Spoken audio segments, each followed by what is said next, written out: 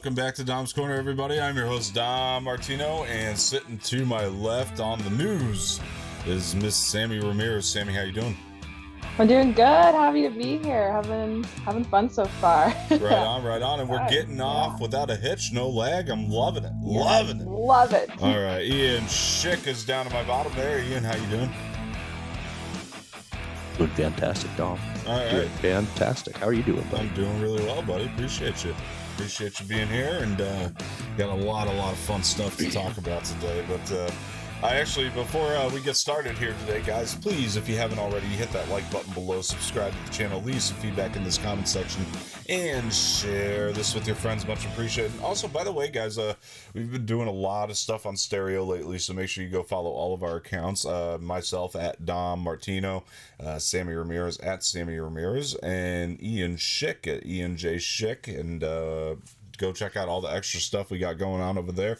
It's been a really great way to kind of interact with you guys and talk to you guys at a more personal level. And yeah, it's just been a lot of fun. So download the Stereo app and go check that out, and share our shows with the hashtag Anorax. Appreciate it. But yeah, so I wanted to talk to Samee here because she watched a movie for the first time. Ian, you might be thrilled about this too. And I was like so thrilled when she was texting me about this. But she watched Tropic Thunder for the very first time. Oh, I did. I distinctly remember my father renting it when it came out, and I was about 11 years old, and he was like, "This may not be one for you to watch right now." And I have to say, having seen it now, kind of agree. 11-year-old me, a lot of it would have gone over her head, and two, a lot of would have been thrown off by some of the gore in the beginning. But I loved this movie. I am kind of mad I hadn't seen it before. This was so funny. Robert Downey Jr. honestly deserved that Academy Award. I'm gonna say it. He just that role is incredible. Yeah. This movie is incredible. What the heck, Ben Stiller?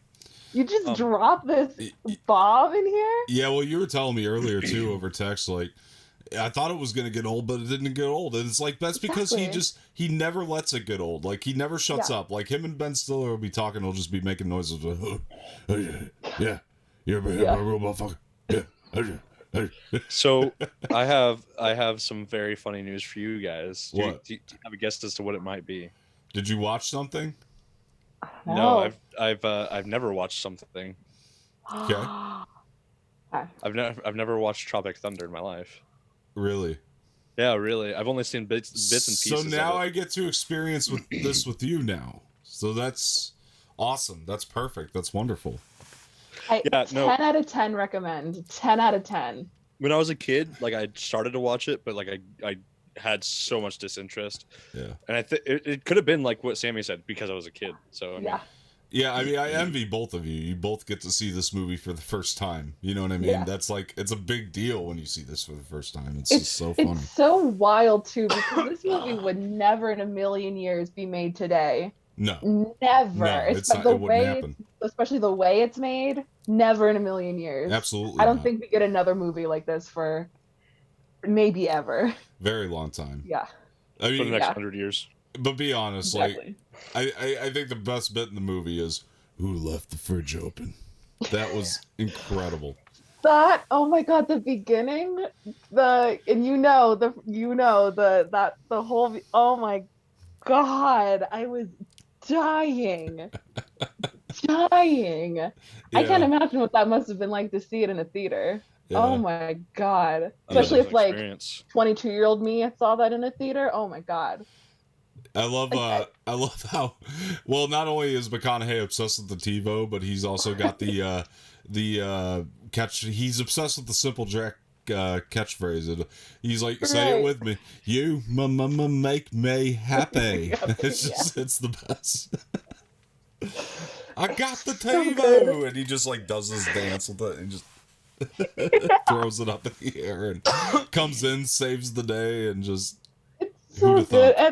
And Tom Cruise too. I mean, I think this just solidifies that I think a role like this just lives inside Tom Cruise at all times. Like, I think he's able to channel that very easily because, like, my God, like he's like, which one of you is the director? Yo, punch that guy in the face really fucking hard. And the guy's like, I'm sorry, man.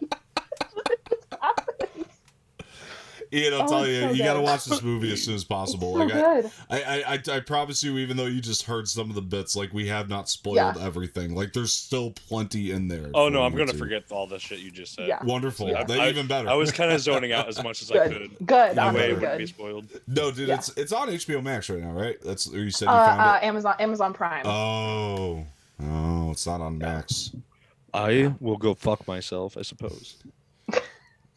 I will give you my Amazon it's Prime. It's gotta be $2. Oh, there you go, Ian. You'll have Prime. You can watch The Boys. You can watch all this shit I've been telling you to watch.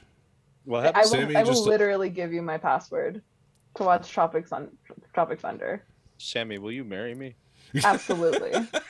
Absolutely. Awesome. That'll be a fantastic tax break in some way. Of course. Oh my god, our taxes are gonna get so much cheaper. But no, I've never seen it. I need to, and I need to watch The Boys. My friend Emma keeps yelling at me. He's like, "Hey, will you watch The Boys yet?" I was like, "Sorry, bro, I don't have Amazon Prime. I don't really have the money for that. I gotta save." He's like, "Watch The Boys, Ian. Watch the fucking Boys." Your friend who? Watch the fucking Boys, Ian. I agree. It's incredible. My friend Emma is telling me too. Oh, wonderful segue. Okay, so I watched Emma today. And yes. Now I'm going to talk to Samee about it. I'm going to make this non-spoiler because I still feel like there's a lot of people that haven't seen it. Is it Emma like Emmanuel, or is it like just Emma, like Emma Watson? Like just Emma. It's just called Emma. Lame. I'm kidding. Go on. Anna de something is the director. She did Autumn de Winter, I believe is her name. Yeah, I mean, okay. I'll let me preface it by saying this though for you. Okay, so this is my non-spoiler thoughts on Emma, and I'll preface it by saying this: I have no invested interest in the source material like prior to seeing this. I have never seen another adaptation of this. I know there's been like 3 or 4. On-screen adaptations. Never read the book. I don't think I've ever read a Jane Austen book in my life, but I do understand the vibe of Jane Austen, so I kind of know what I'm getting into when it comes to that. Yes. Yeah. Autumn de Wilde. Autumn de Wilde. Thank you very much. But yeah, so I gotta say it's a really nice little movie. It's a really solid flick. Even with just not knowing anything about it, like it's a really solid flick. Like Autumn de Wilde did a really great job directing, which I think is what made me like it even more. Like the shots are really very nicely done. It's a very well shot movie. The comedy in there is it doesn't always hit. I will be honest, it doesn't always hit, but it's good. Yeah. Is it a rom-com or what is this? Pretty much. Okay. But a period piece too. You know what I mean? It's like a period piece rom-com. But like, okay, so the character Emma, though, is she's basically like she's against love in like every way, shape, or form. She's like incredibly selfish. But sounds like my type of girl. So likable to watch, too. Because Anya Taylor-Joy is so damn good in this movie. Why is she so good, Samee? Why is she so good? Right? I don't get it. Well, okay. So, look, I have to preface this by saying that I am a huge Jane Austen fan. Pride and Prejudice is my favorite book of all time. The 2005 version is one of my favorite movies. The miniseries is one of my favorite shows of all time. I've seen all of them. I have not read Mansfield Park. That's the only Jane Austen novel that I haven't read. And I've read most of them multiple times. And I've read Emma twice. I've read it and I listened to an audiobook version. So I am quite familiar with it. And I've seen other versions as well. So I'm totally obsessed and know the character and the story very, very well. And it's interesting to hear you say that, like, to describe Emma as like hating love, because to me it's more of like Emma is trying to find ways to bring love and her, like the crazy society she's into together. Because the big thing with Jane Austen, pardon me for going on my This is welcome to your No, go English ahead. I literature wanted class. your help reviewing it because I knew you knew Right. more about it than I did. But anyway, go Yeah. ahead. But because the thing about Jane Austen is that the time that all of her novels exist in, and because the time that she wrote it in, the only thing that a woman really had power over was who she was going to marry. That was just really it. Your whole thing was you're born and you are property of your father, and then one day you will get married and then you will be property of your husband. And whichever man you are under, that's the one who like will provide for you and take care of you because you can't get a job, you can't like like these women had literally nothing really else to do. So, and that's why these novels are so surrounded around like courtship and marriage and like marrying for love versus marrying for just being safe. So I think the thing with Emma is that she is very very selfish. That is a big thing, and Yeah. she's not meant to be likable. A big thing. Jane Austen said this when she wrote it in a letter when it came out that she decided that she was going to write a novel with a heroine that only she would like. So she just wrote kind of all of the kind of real nastiness things to make Emma great. So she is very selfish and very manipulative and very Sounds like my kind of woman. like that.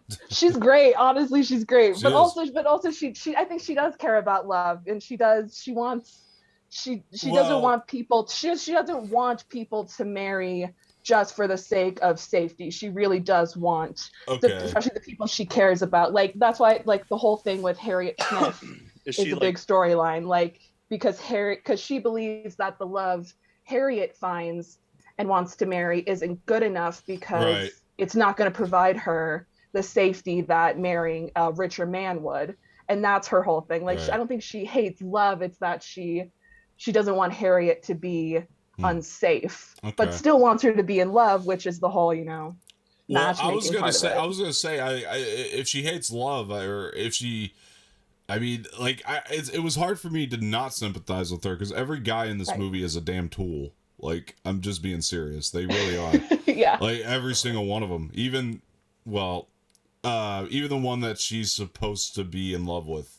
Like without saying too much. Yeah. Like even that one to me is like not that likable, but I get like why it goes the direction it goes ultimately.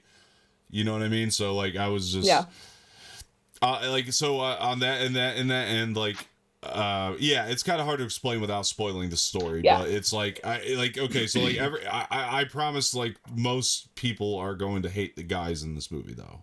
But I also expect nothing less from a Jane Austen adaptation. That's the thing with the men of Jane Austen. They always come around in the end. All of the best ones, at least, and all. I mean, Mr. Darcy, the most famous one, like you have to learn a lot about him, and it takes a minute. That's better. Also, like Colonel Brandon in Sense and Sensibility. Also, that's like, a better way to put it. Takes a second. Some of the men that you don't like, you're probably going to end up liking more toward the end, and then there's also but then there's other men that are just tools throughout the entirety of it. Exactly. So. Hell yeah. Yeah.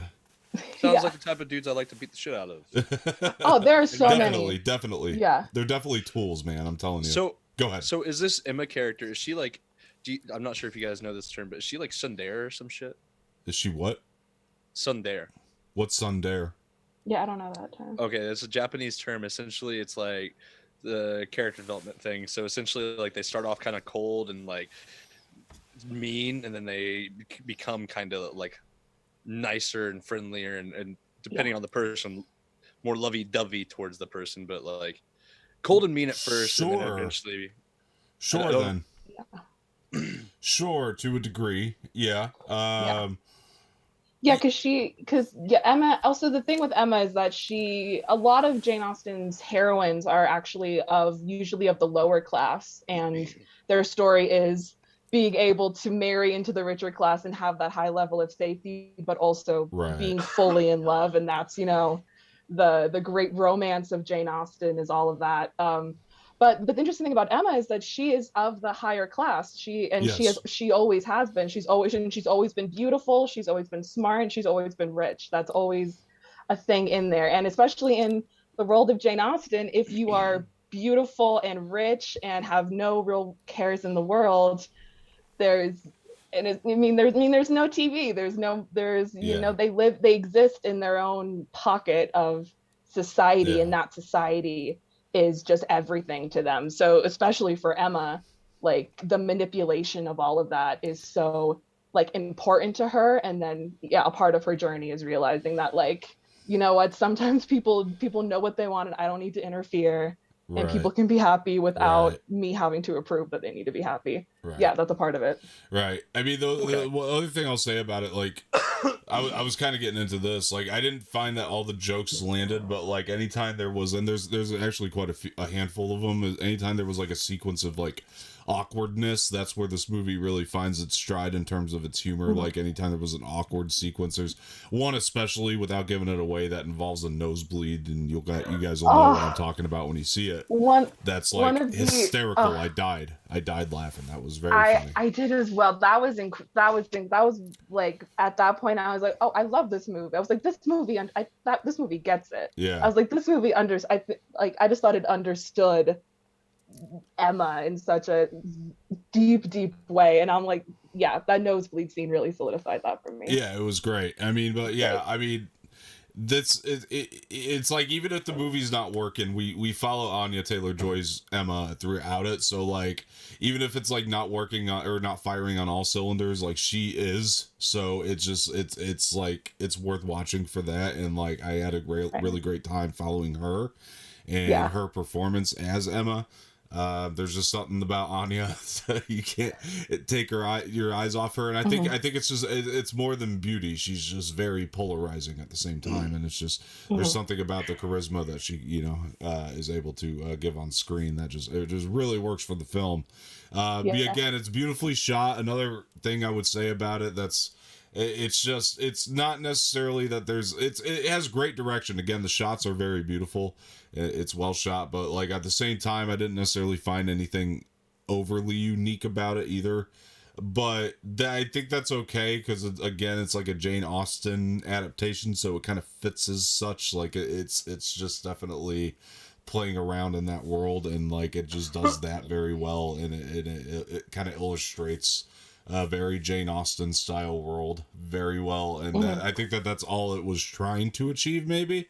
But again, there's not anything, to me anyway, that's like overly unique. But I was really afraid that a lot of the themes were going to become very repetitive throughout, and they don't. Like they don't really wear down. Like Emma's antics are similar from scene to scene, but it's every like environment is unique enough to where it almost feels like it's different. The antics aren't repetitive, or the themes don't become repetitive, because like the environments are constantly changing throughout the movie. And I mean, sound design was something else I wanted to go into on this, because like one of the things I noticed is like there'll just be scenes where they'll just be standing outside, and like the atmosphere, the wind and everything is just, it's so present with them in the moment that it like, you won't notice it unless you're looking for it, I guess. But I look for those types of things. But like to me, that's like gives this film so much more credit. Just the fact that they decide to, like, the outdoor environments. Again, it was all about environments. There's a scene very beautifully shot where she's about to go on a carriage ride in the snow, and like I was like, oh my gosh, it's gorgeous. Like the look of it and just the feel of it, and it's got a really nice, fun feel. I'm crazy about the score as well. The score was really good. I thought it was excellent, solid throughout, placed in the perfect moments, which is a really wonderful thing. I thought a couple of the male cast members could have been better casted, but just so I could feel the impact. Like I understood that they were all tools, but I think that they could have found maybe some better cast members for them to play tools. Please remind me of the main gentleman that his name again. The main gentleman. The character or the actor? The character. We got both. Character is Mr. Knightley. Yeah, I thought he was cast very well, but as far as everybody else, I was like, you could have found some better casting for them. And I've also heard, I don't know if this is why, because like there's from time to time we just kind of feel like it's not like we're missing things in terms of things that have been cut out of the movie, but it definitely feels like we're jumping around a novel. But then again, I've also heard that the novel's very tedious in that way, so that's why they had to do that. But there's just a couple little times where that can start to bother you from time to time. Overall, though, solid flick, nice little film. I had a lot of fun with it. I was really happy with it. Anya Taylor-Joy is fantastic. Autumn de Wilde is a director to look out for sure, I think, and then just yeah, she shot the film very beautifully, and it was a really nice little flick. And yeah, that's my thoughts on it. So. Sounds like something that I'm actually kind of willing to watch. Check it out. You might enjoy it. It's a nice time. It's not like it's boring. That's another thing I'll point out here too is pacing. Pacing was very good. Like it was very good. It was very well paced. Like it didn't feel. Nothing about it felt necessarily, even though there was nothing necessarily unique about it. Like nothing about it necessarily felt stale either. Like it just kind of kept in the middle of that somewhere, you know, in the middle of being like a little more on the unique side and then like stale. Like it never fell down. It never fell apart at any point. Like everything about it just kind of stayed where it was, in a good way. Like it was pretty stagnant in a good way. So I really enjoyed this one. I really did. I thought it was solid. I'm very happy. It's always great to see a new movie that you don't know how you're gonna feel about it. This is kind of how I was. It's like Jane Austen. It's not that I don't like Jane Austen. It's just I have seen Austen adaptations that I wasn't huge on, and this is one that I was like, well, you know, I'll give it a shot. I love Anya Taylor-Joy. I hear the movie's great. I will check it out, and I was very pleasantly pleased. I really enjoyed it. So, and I actually think this is a really, I think this is a good entryway, actually, especially if you liked it, into the world of, like, especially the good Jane Austen adaptations. Because again, it takes the best parts of the book and then encompasses it into like a very beautiful vision. And I mean, like, comparing the vision of like 2005's Pride and Prejudice to this, they're so totally different, yet both under like the good a very specific, like they know exactly how they're gonna adapt it. And I think I love Anya Taylor-Joy in this role. I mean, I couldn't have asked for a better Emma. Yeah, and she I think was great. Totally. And I think a big part of why she's so good is because in a lot of the other Emma adaptations we've had, she's not as like she doesn't come off as bitchy really as she is really supposed to, as Jane Austen intended her to. And so I really like that they kind of gave Anya Taylor-Joy the ability to be like, oh, Definitely. No, you can go ahead, be a bitch if you want to be, because that's how she's on the page. So you can go ahead and do that. Also, before we drop this, I just want to bring this around. Have you guys ever seen Clueless? Amy Heckerling, the 90s movie. Alicia Silverstone. Yes. Yeah. No, I don't think so. Yeah. Because the thing about Clueless is that it is a modern adaptation of Emma. Oh, is that true? It is true. I haven't seen that movie since I was a kid, and my sisters lived at home and all that, so it's been a long time. But I'll check it out again. Oh my gosh, Clueless is so good. Such an iconic movie. I could quote that movie all day, every day. It's so good. And it is. It's like how like 10 Things I Hate About You, that movie is a adaptation of Taming of the Shrew. But it's the same where Clueless is modern day at the time, but modern day adaptation of Emma. Nice. That gives me some, to compare. Gives me some pretext. So I'll probably go back and watch it now, honestly, and again, and check it out through a new set of eyes almost, and that'd be cool. But I'm also going to check out Pride and Prejudice now that you're telling me this is another great adaptation of Jane Austen, because I've just never really seen a good adaptation of Jane Austen. So it's like, now that I've seen one, it's like maybe I'll like Pride and Prejudice. So it's just something that I'm definitely looking forward to now watching it, for the first time. So that 2005 Pride and Prejudice is the holy grail of Jane Austen adaptations. It is like, it's the bar. I mean, it's hard. There's a mini series in which Colin Firth plays Mr. Darcy, and that's a really, really popular one that I own the box set of that mini series. But that one I love a bit more, just because that one is like kind of more literal adaptation of the book, and you get more scenes from the book adapted. But the movie is just a beautiful adaptation of the book, but still holds everything true to it. It's the best of both worlds. Nice, That movie. Okay, Yeah, I can't highly wait. recommend. I'll check it out then. I Yes. can't wait. I'm hoping for good things. Yeah, I like that you tell me it's like something different than Emma. So it's like, Yeah, I'm not gonna get it like is. something that feels too overly similar. You know what I mean? Because Emma's more on the, because I mean, all of Jane Austen's novels are just full of comedy, that they're all defined as Right. like comedic romances. But Emma is more on the kind of lighthearted side Very of the much. comedy Yeah, very versus much. Pride and Prejudice. There's some more drama things that happen that kind of bring the tone down a bit to versus on Emma's level. Yeah, I'm looking forward to it. I'll check it out for sure. Guys, if you've seen Emma, let us know what you think in the comment section below. And yeah, I would really be happy to hear your opinions on it. I thought it was pretty good, so pretty solid. Yeah. All right. So, Sammy, I'm done to watch it. Oh yeah, Ian, check it out Watch if it. you could. Watch Dude, it. I actually think you might enjoy it. I enjoyed it surprisingly. That is on HBO Max. Emma Yeah. is on HBO Max. Now I will say, like, not to like further extend the review necessarily, but like I just like I will say, like, Oh please, I think please further extend the review. No, really, the last thing I was gonna say is like I think it is definitely one of those that like you might have to wait till like you're like really into it to understand that you like it.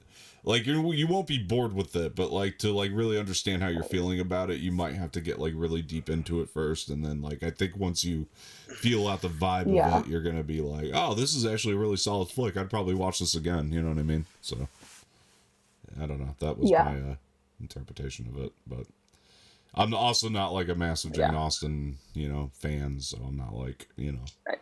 So there, I got that going. You know who you should be a massive fan of? Who? Hmm? Great Tommy Wiseau.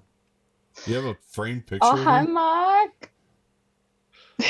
What? You have a framed photo? Framed, autographed photograph of I the do. man. Wow. I met the man Nice. Where? in Indianapolis. Wow. Oh, was it at like a midnight screening of The Room? Yes, it was. I knew it was. It was a wonderful time. I apologize.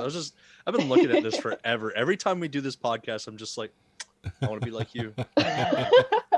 So I was just like, you know what? This time, I'm kind of just sitting back. I'm just gonna stare at his photo up close and personal. Nice. So you're just like, oh, hi, Mark. He's like the best inspiration. Oh, hi, Mark. I mean, I did not hit her. I did not. Say what you will, like, The Disaster Artist is an inspirational movie. Like, I'm not saying that in a joking way. Like, I'm being serious. Yeah. They got a couple things wrong. They did in the movie compared to the book. They got a couple things wrong, but I think it was just to drive the movie a little bit further because like there's at one point where he's trying to convince Greg Anselmo to even read the script, and he's like, no, I'm not gonna do the script. So he does some way to convince him in Disaster Artist. I don't remember what it was because like I bought the movie in like the year it came out and then returned it afterward. I was like, I like the movie. I don't need to have it on Blu-ray. But there was some way he did it to like get him to like read and do the script and everything like that in that movie that was completely wrong, because what he did is he paid him like $20,000 or some really big amount of money and gave him an SUV, like a brand new SUV for that year. And he was like, all right, I'll fuck it, I'll do it, I'll be a part of your movie and I'll read your script, fine, whatever. And when people, I came across somebody on that Stereo app that was talking about it, and I was like, they were like, how did he get that budget? And I just went in instantly and I was like, he's Vlad the Impaler. How doesn't he have that budget? Literally, look, no, on a legitimate note, after I got this, it was like $5 to get this little fucking thing. Yeah. After I bought this, I was just like, he kind of looks like somebody. Who the fuck does he look like? I looked up a portrait of Vlad the Impaler. He looks spot on like him. That man is Vlad the Impaler. I'm gonna check this out now. That's awesome. Look it up right the fuck now. I will hold this up to you. I will hold this up to the screen. I'm doing it. Hold on. Okay. I will hold this up to the screen the whole time, right in front of my face. Can you see it still? Is there a reflection on it? I can't. I'm looking. It's scary how spot on it is. Like this. Let's see. This man molts. That's what he does. See. He ages and then molts, and then he's back to like this form. I think about this all the time about how, do you remember when James Franco won Best Actor at the Golden Globes for playing Tommy Wiseau, and he brought Tommy Wiseau up, and So like he didn't let Tommy Wiseau speak, but he told this whole story about Yeah. how like when Tommy Wiseau was young and driving around Hollywood, he like saw an advertisement for the Golden Globes and this whole thing, and I'm like, the man is standing right next to you. I know. I no. remember that. James! I remember that. Listen. Tommy Wiseau told him, he's like, the only way you can make this movie, the only way you can make this movie The story's is great. if you have me in it. Yeah. He's like that's how he signed away his life rights for it, right? So he was like, he said, the way Franco tells it's always funny is like when he's like, Tommy told me, he's like, you the only way you can make it, or the only way I'll give you the life rights is if you I got to be in a scene in the movie. And Franco's like, Franco is an asshole, by the way. Franco's Let's like- be real. Franco goes, he said a scene, he didn't say what scene. I mean, he did. That was that. Here's the thing about Tommy. Look, Tommy is like an idiot savant. I love Yes. Tommy. He's Okay. an idiot savant, though, through and through. I love this man. He is an anomaly. He is an enigma. He is Vlad the Impaler. I love this man. Okay. He is Vlad the Impaler, He for is sure, like, for he sure. is Vlad the Impaler. So you looked it up. You saw the resemblance. Yeah, it was hysterical. It's asinine. To anybody on like our Spotify or Apple Music or anybody else listening from like those different streaming sites, I'm telling you, go look up this black and white Yes. stock photo he has. This black and white stock photo he has of himself. I'm sure somebody uploaded it, and then look up of Tommy Wiseau, and then look up a picture of Vlad the Impaler. It is spot the hell on. Yeah. And if you need a resemblance check and you can't find his like stock photo on like Google, I have it on my Instagram, so that's even more reason to go to my Instagram and check it out. There you It's go. like 100 pictures down there, so I mean, just flick your fucking screen and shit ton if you don't want to go through that kind of stuff. But I'm telling you, fucking go look at this photo. It is spot on. But nonetheless, this man is an enigma. He's crazy. We got to do a whole. I'm sorry, I got to talk about this now. I did this just as kind of like a little quick joke, but now like that we're in this, he does this meet and greet type of thing. Yeah. At first, I gotta shake this man's hand, and let me tell you, it felt like I touched God's hands. He was like, "Hello, how you doing today, young man?" I was like, "Melt my heart, Tommy. I've never seen your movie before, but I know everything about you." You had never seen it before? This is the first time you saw it? Yeah, that was the first time I saw it. I refused to watch it. I refused to. I was like, I know he does showings. I have to go see it in theater, or else there's no way to watch this. I was like, I'm not fucking illegally streaming this. I'm not doing my original stuff that I used to do to watch. Gonna watch it in 14 parts on YouTube, like some of us might have done. Sammy. Maybe, maybe not. I said maybe. You went that far? You went that far? Maybe. Okay, anyway. Let me ask you this. Do they really throw like spoons at the screen and shit? Yes. Yeah. Yes. And every single time they're like, spoons! Right. And they hit you in the back of the head. It's a great experience. They're Wow. plastic It's like, spoons, though. like So, full Rocky Horror Picture Show, right? Like fuck Rocky Horror Picture Show. I'm sorry, that movie sucked. What? Yeah, no, I'm that movie had no fucking drive. I'm sorry. Hot fucking take. I don't really care. That movie is so uninteresting. Look, the only thing that I will give credit to that movie is fucking God. What is his name? I can't even think. I'll of it say right now. Tim Curry. Tim right? Curry. Thank you. Okay, Yes, okay. Tim Curry is the only redeeming factor to that whole fucking movie, just because he plays his role fantastically. But that movie, there's nothing in it that drugged me in. I watched it. I was bored. Every time Tim Curry is on screen, I was like, he's doing his role great. I think he does a fantastic job. That movie's Everybody anything else was like, but you're all boring, boring to me. Like that I'm movie's anything but boring. Again, I I want to point out it's Transsexual fascinating. Transylvania wasn't the aliens from Transsexual Transylvania aren't good enough for you. That's no, not interesting the fuck enough? they aren't. No, the fuck they aren't. I've watched many things. We're getting that a are more divorce. I'm sorry, Ian. We have to fine. get a I'm keeping your divorce. HBO. That I'm lasted keeping so your long. prime. I'm keeping your prime. I'll see you in court. God damn it. You know, this honestly, this isn't the first time this has happened so fast. But anyway, no, I don't like horror. I don't like Rocky Horror Picture Show. I'm sorry, guys. Hot take. I don't care. I'm not a musical fan whatsoever. Of course, it bored me. I can Okay. see that. Yeah. So anyway, again, Tim Curry, fantastic job. Loved his part. Everybody else, you're all fucking shitty. Anyway, so You're wrong, but that's fine. no, I'm right. It's fine. Um, It's fine. So anyway, so watching that in the theaters was one of the best experiences I ever had in my life. Like legit, I would trade the first time I've ever had sex.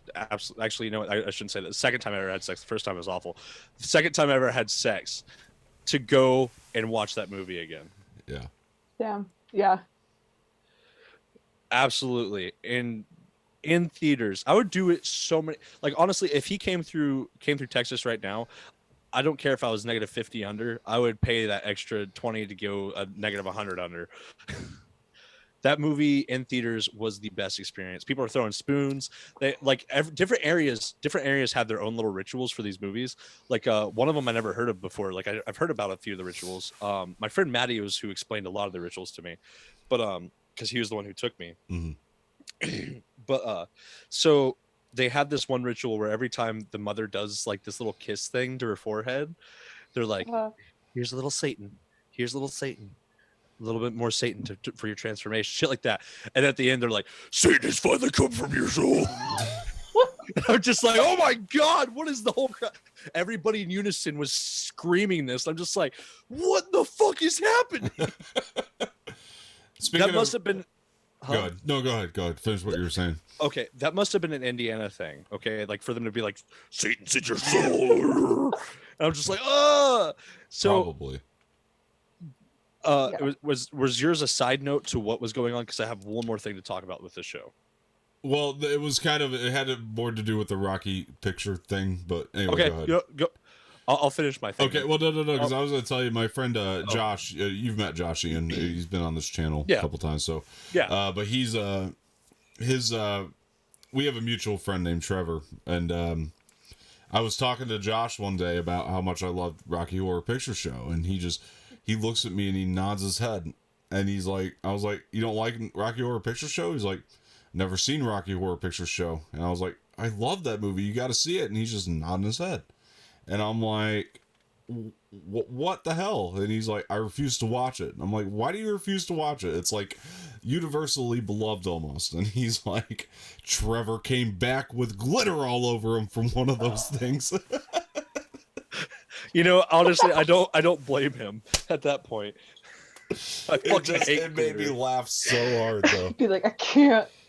Last time I knew someone who went in there, they came out with glitter. I swear to God, anytime I mention that movie in conversation now, that's the first thing he says. Trevor came back with glitter all over him.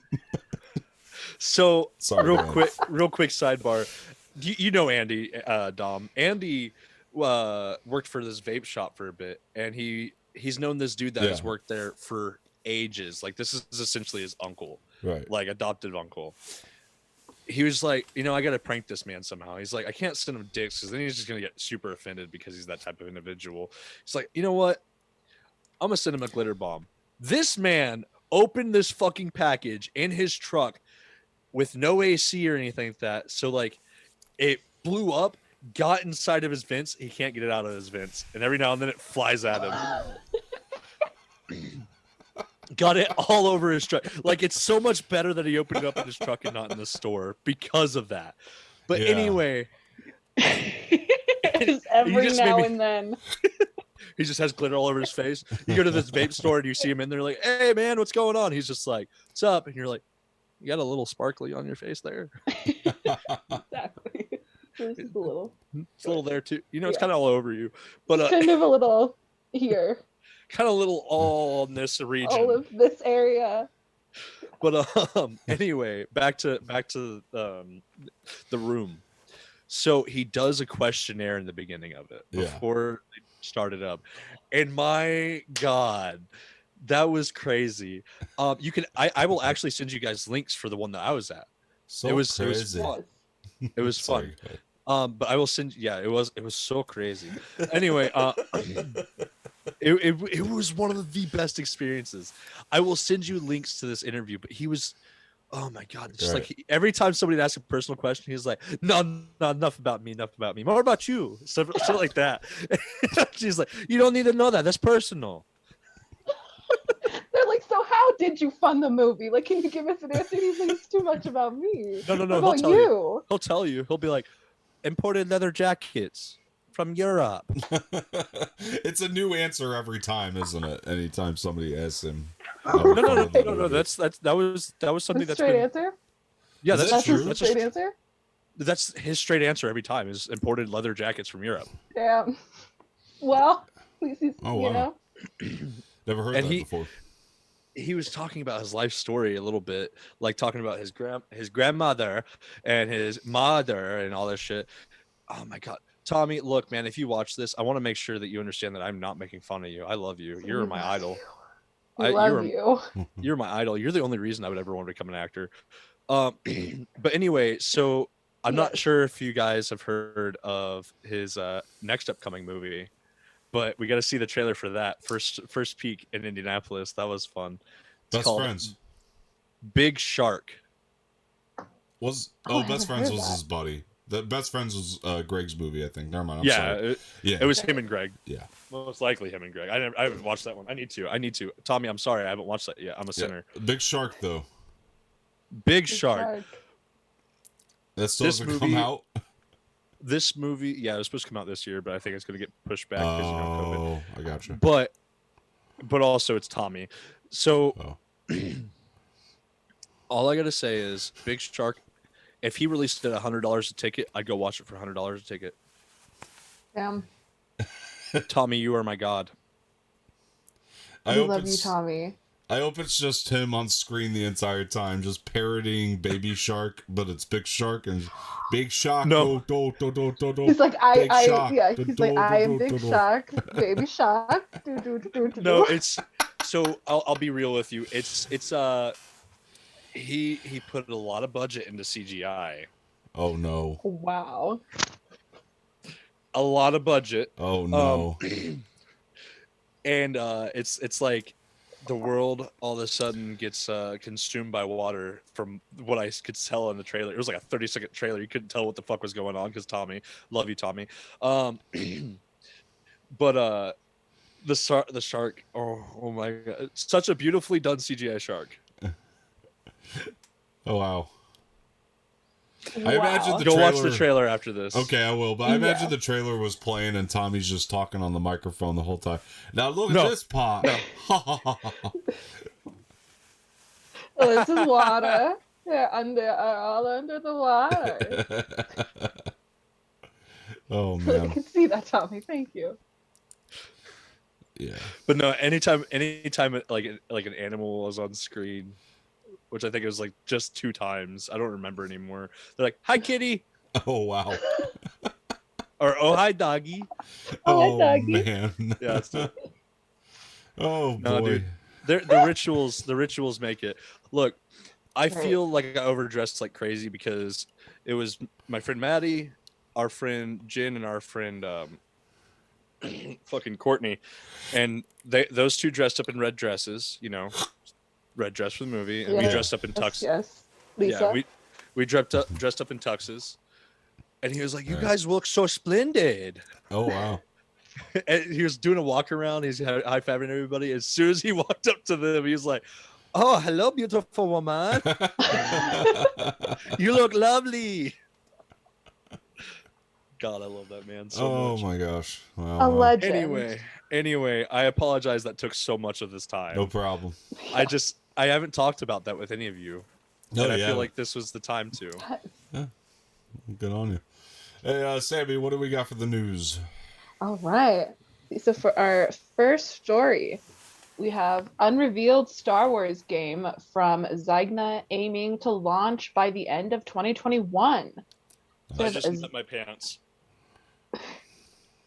So Zygna is aiming to release its unrevealed Star Wars game by the end of 2021, with more news to come soon, with a soft launch in the summer. Oh. So it has been revealed that they are working on its first Star Wars game late last year, And in the company's latest reports earning, the company revealed we are also expecting our first Star Wars game to enter in early summer. So not much details yet, just some exciting things to look forward to. We got a new game coming. Cool. Thoughts? Yeah, I'm excited. I mean, this is cool. By the end of 2021 is, I mean, that's a pretty good deadline, I think.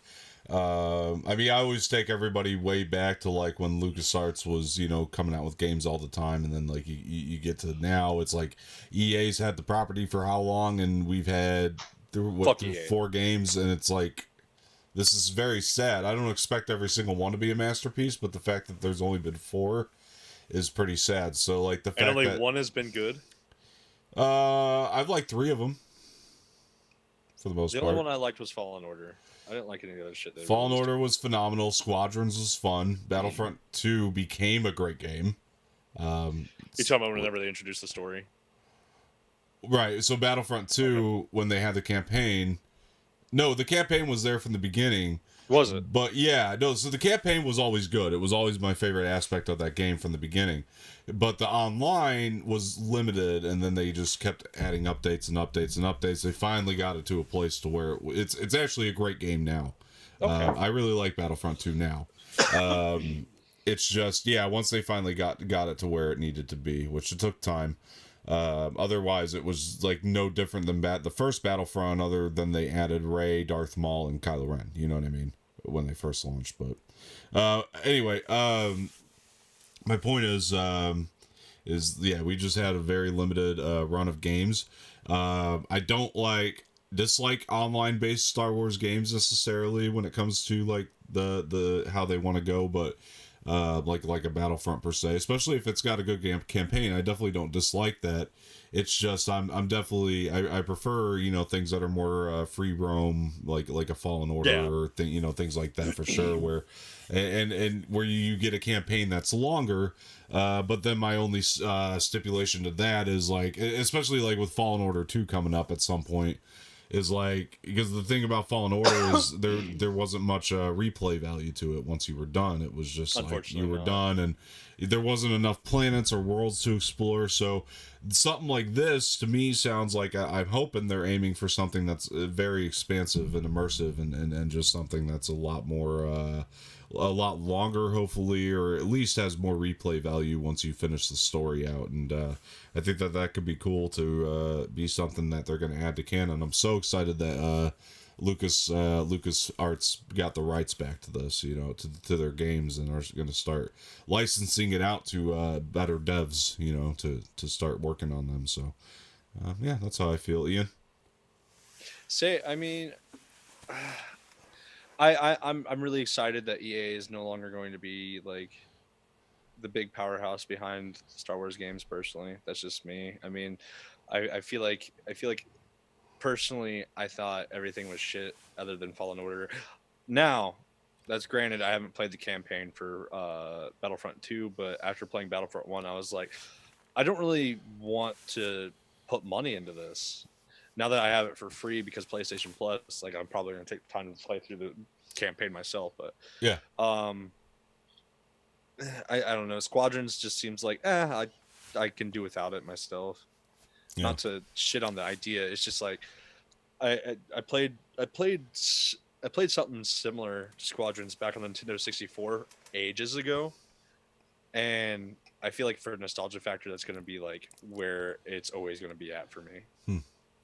I don't know. I really like this new Squadrons. I thought it was a lot of fun. Even the online is actually really great. Like they did a good job from the get-go with the online on it. And the story is not necessarily the most immersive thing, but it's actually more immersive in terms of like you get to meet new characters and like really find out backstories for them. And they actually put some work into it. It's you can tell it's definitely the cheapest of the 4. You know what I mean? Games that they've made, but. Yeah, it's not bad. I wouldn't expect it to be high budget. Yeah. No, it wasn't. But I do recommend that Battlefront 2 campaign because that story actually does add quite a bit to the canon, and that Luke Skywalker moments in that game is actually my favorite Luke Skywalker moments. Some of them are in that game. Like it's really, really good. The whole mission of surrounding him, you're gonna be like, damn, that's awesome. that's awesome. Well, I'm looking his whole forward to it. Yeah, it's pretty great, and it adds a lot of pretext to the sequels too. Like that gives you a little bit more. It expands on that a little bit, so it's pretty cool. Yeah. Sammy, did you have anything you want to add to that? And you can go ahead and say your thoughts on what's the next story. Also, if you don't. No, no, not a big gamer, so I don't have much thoughts. We do have other Oh yeah, news this though in divorce is the happening for sure. yeah. We do have more news though in the Star Wars game world that we could talk about. So we got the open world Star Wars game in early stages of development at Ubisoft. Don't know if I'm saying that right.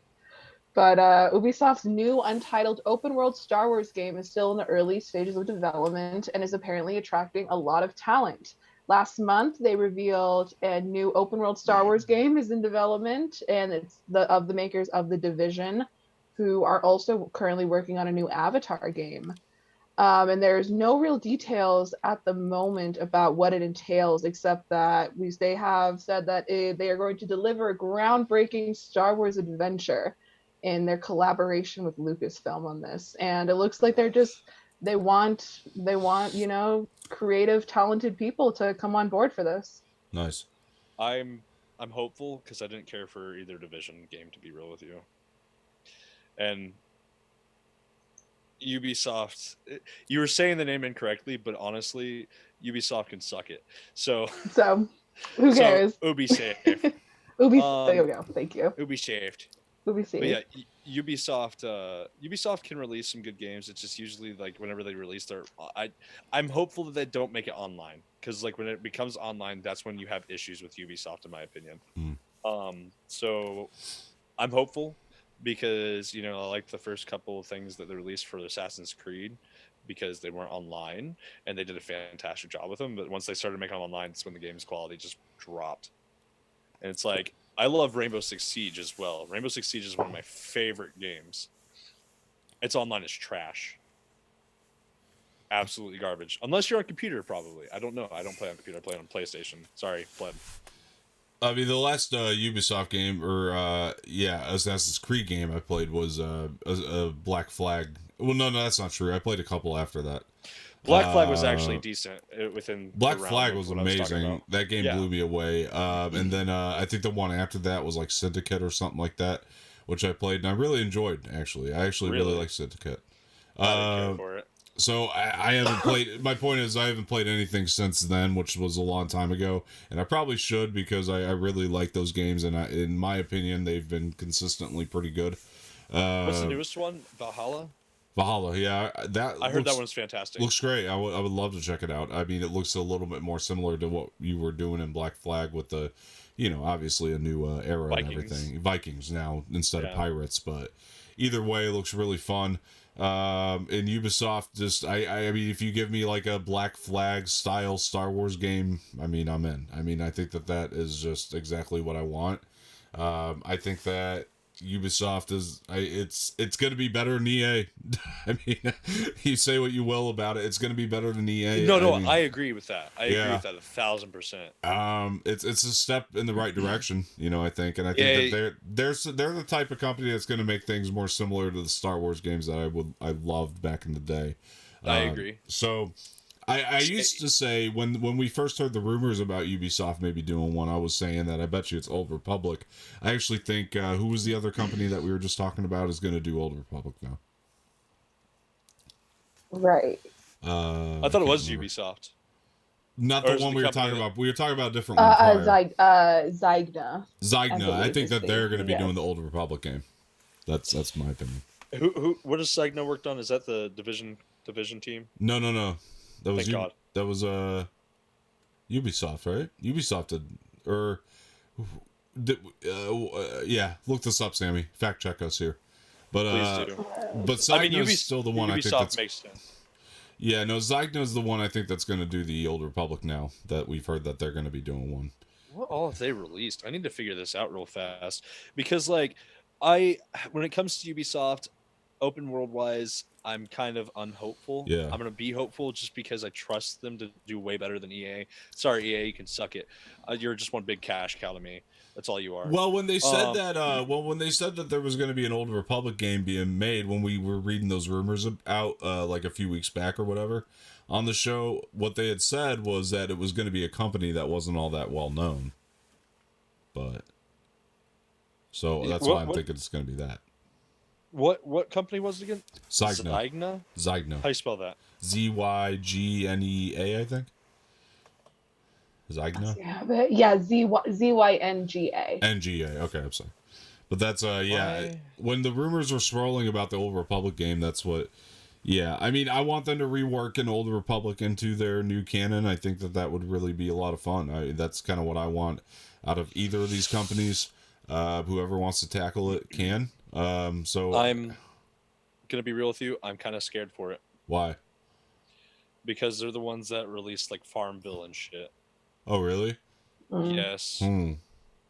That's interesting. So it sounds like what we're getting is a mobile game. They said completely open world, though, right? They make mobile games that are completely open world. That's true. That's true. I'm not a big fan of those. If it's a mobile game, I'm going to be very upset because if it's a mobile game, I'm not going to lie. I'll probably fucking riot. Well, okay, so looks to be the Zygna is a mobile game. The Zygna game. That sucks.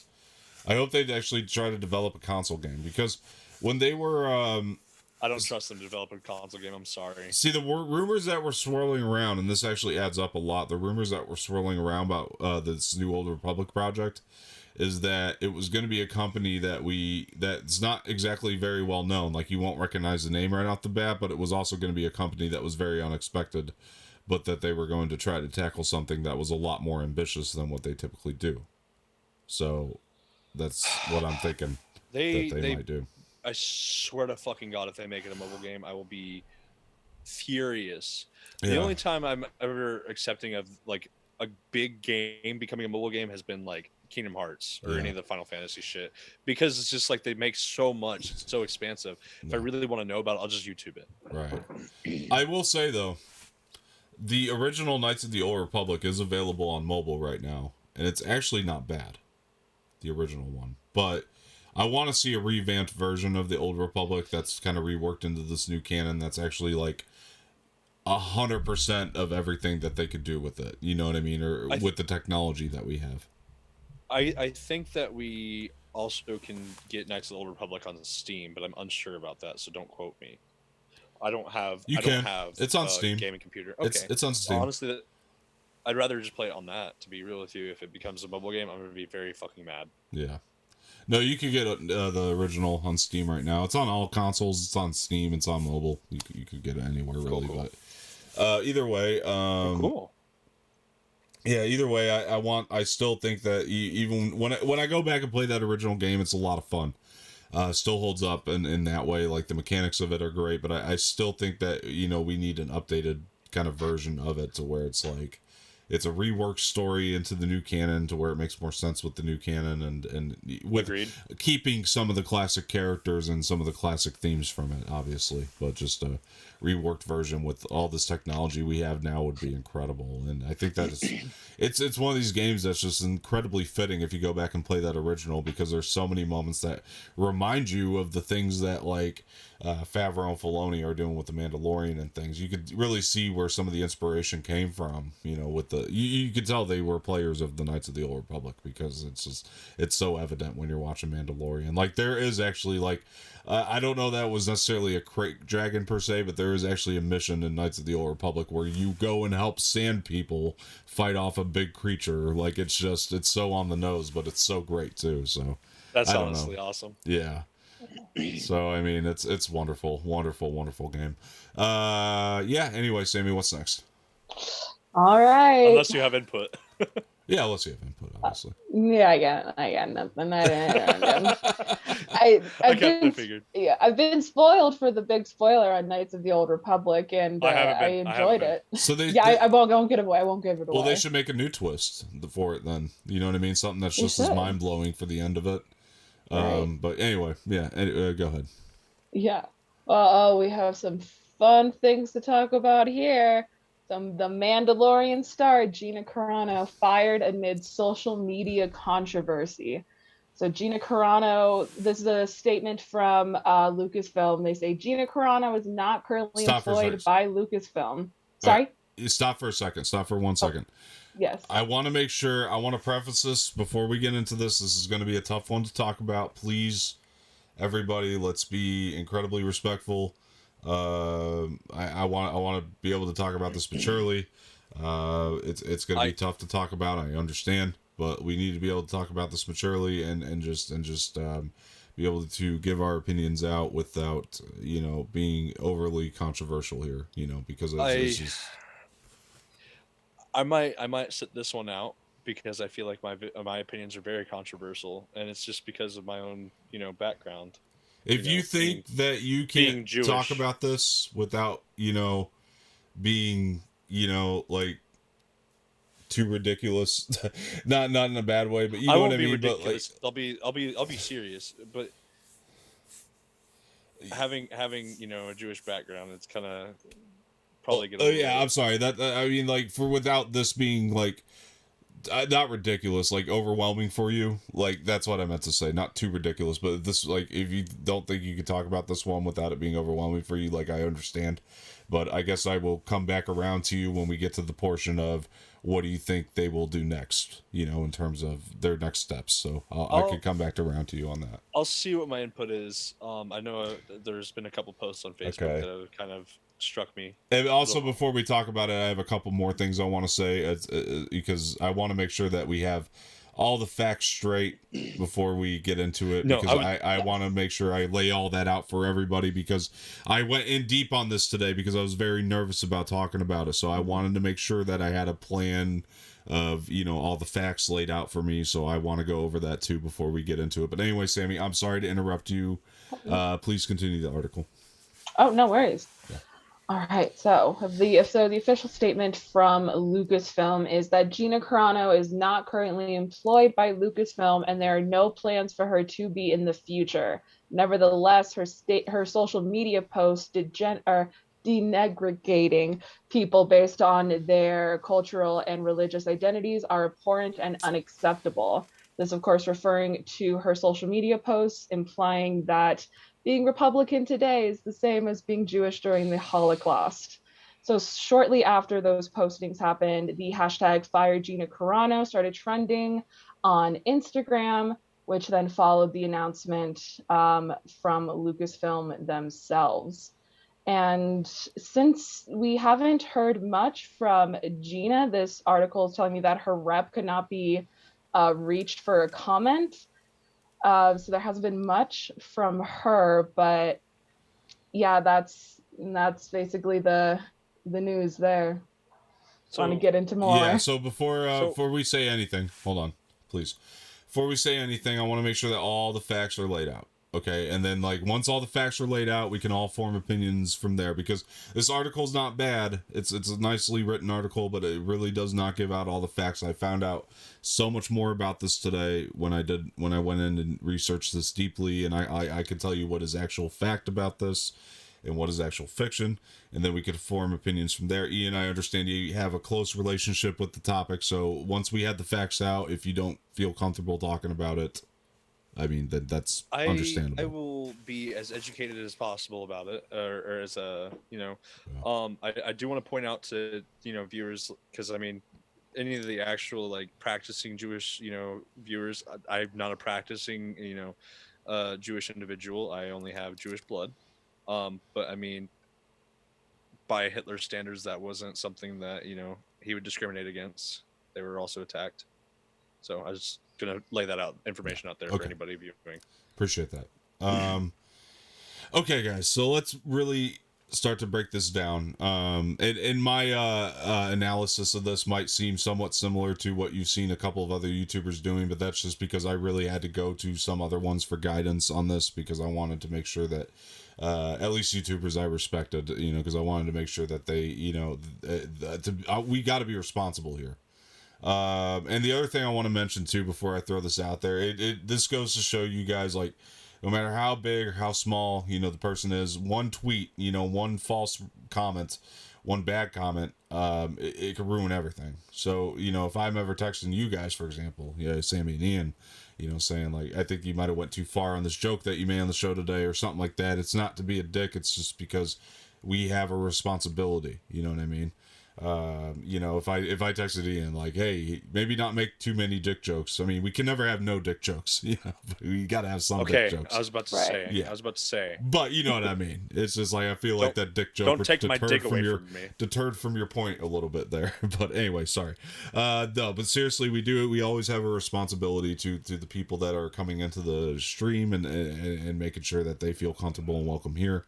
And it's the same thing I would want to tell Gina Carano today is like, if I was able to talk to her, is you have a responsibility to the people that got you to where you're at. But anyway, with that said, I wanted to go over something that happened with a different studio, but a similar situation to a degree. The guy from, I don't know what I'm saying. James Gunn, for example, the same studio. What am I thinking? He's now working for Warner Brothers. Okay, sorry about that. So James Gunn, when he was under Disney, and doing Guardians of the Galaxy, and tweets were found 10 years ago from him. Disney kind of... I looked at that. What's that? I looked at that. Yeah, Disney kind of fired him without even a warning shot. Like, they just let him go. So I want to make sure that I'm clear on that, because this is there's a bigger point I'm going to make. But so knowing that, moving into the facts here, this is what we have.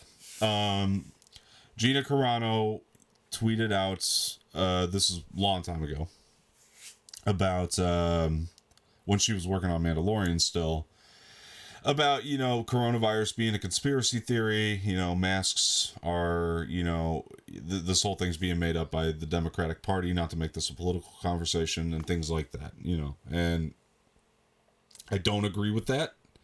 Obviously, it's proven fact that this is a real pandemic. There are real people dying from this virus, and so on that end, I can understand why so many people were upset with her. You know what I mean? Because there are people that are actually dying from this, and you know, I would hate to be Gina Carano telling some family member who just, you know, lost her father, or, you know, whatever the case, that that this isn't real. You know what I mean? Can I make a quick side note? Very quick, please, because I want to make sure I get all these facts out. But yeah, a lot of people are gonna backlash and be like, "Oh no, the report's just saying that they died from corona, you know, this and that," or, you know, reports are saying that they died from a cold, like, you know, coughing too hard, shit like that. Like, they'll bring up any the medical evidence, but I just want to point out that whenever somebody is shot, they don't say died due to gun wound. They say, or gunshot wound. They say died due to bleeding out, or died due to critical damage done to, you know, body parts. I just want to point that out to anybody watching this. Okay, that's fair. Okay. Okay. Stop there, because I wanted to have all the facts laid out before we really created opinions on this. So let me make sure that this gets across. This might take a minute, but I'll get there. You guys will see what I'm trying to do here. So no, you're okay. You're okay. Yeah. That's the only side note I really wanted at that point. No, I appreciate it. It was fine. That makes sense. But so when that was all going down, you know, obviously, this is, I believe, this is my personal opinion, that our culture at times is too quick to just fire people and cancel people, and I think the three of us here can agree on that too. And you know, but sorry, I'm so sorry, but the thing is, like, okay, so the mob started, the hashtag Fire Gina mob started right around then. And I can tell you for a fact, I can tell you for a fact that this is why I wanted to do all my research, that Disney did reach out to Gina and say, we're concerned at that time. We're concerned, like, as in, hey, maybe don't do that anymore. You know what I mean? Strike one. So they wanted to keep her. Strike one. Yes, they were being very generous. They were like, strike one. You know, especially when you're compared to James Gunn, who got let go without a warning shot. He's back now over a retweet. Right, exactly. Right. So anyway, that's strike one. So okay, then what did she do? Then she goes out and then she tweets about being oh man, what was it? It was shoot, I just had this in my head. I'm so sorry, guys. So basically, she tweeted out. It was a very similar thing. It had to do with the I'm sorry, the election. Jesus, the election was it's all conspiracy, whatever. You know what I mean? So she tweets out about that. Then Disney called her reps and said that they were extremely concerned. I could say that for a fact that they did this. Okay. They called Gina Carano's reps and they said that they were very, very concerned. Like, that this really needs to stop. It's causing an uprising for us. We don't want to let her go. You know, we actually have plans to have her in her own spin-off series. So make sure that she stops. You know what I mean? Like, really, because, you know, our hands are starting to become tied. God. So damn, Disney was really trying. Yeah, they really liked her on the show. And of course, like, they don't want this mess. I mean, Star Wars is in a really, really phenomenal place. So they tried. They tried. Just so everybody knows, they tried. So strike 2. Strike 3, let's talk about this, was when she made some comments about the transgender community. I'm not going to quote her tweets because they're very offensive, and I don't want to, repeat the things that were being said in her tweets. And again, this is all stuff that even I just learned, because I typically don't get caught up in this kind of thing, but it's important to have the facts because it's now a bigger conversation. So then when she was tweeting out about the transgender community, Disney, to my knowledge, started to become prepared for what they were going to have to do, which is why they've basically were like, they pulled out on announcing her for a spin-off series at Investors Day. And that's exactly why we didn't hear anything about it before. But what they did do is they pulled in Gina this time and her reps into an actual personal sit-down one-on-one or one-on-two or however many people were there meeting with Gina in the room, saying, it's the last straw. You can't do this anymore. Otherwise, like, we're completely off with this. And you have to, there's got to be a statement. They came to agree on a statement. I can't remember the exact terms of the statement, but it was basically like, Pedro Pascal made me see, that this is wrong, and that, so she did put out an apology statement, just so everybody knows. Right. Then, after strike 3, which she wasn't even out after strike 3. I want to point that out here. And there were probably a little other minor caveats in between all these strikes too, because she's put out a lot of tweets that have been controversial. After strike 3, here comes strike 4. You know what I mean? And big strike 4, which is she's comparing being a conservative to being Jewish back in the Holocaust, which is clearly not the case, not true at all. I mean, let's be real here. It's not. And now I'm going to give an opinion, and this is just my opinion after reading the tweet. Again, I'm not going to re-quote these tweets. If you guys really want to know what they say, it's out there. You can look all this up, okay? But the point that I need to make here is that I have read it. Definitely came across that way to me. It was on an image, though. So it looks like it was an image found online. Doesn't make it any more right that somebody else had actually, put it on an image, on Google that she found and she tweets it out. Doesn't make it any more right or wrong.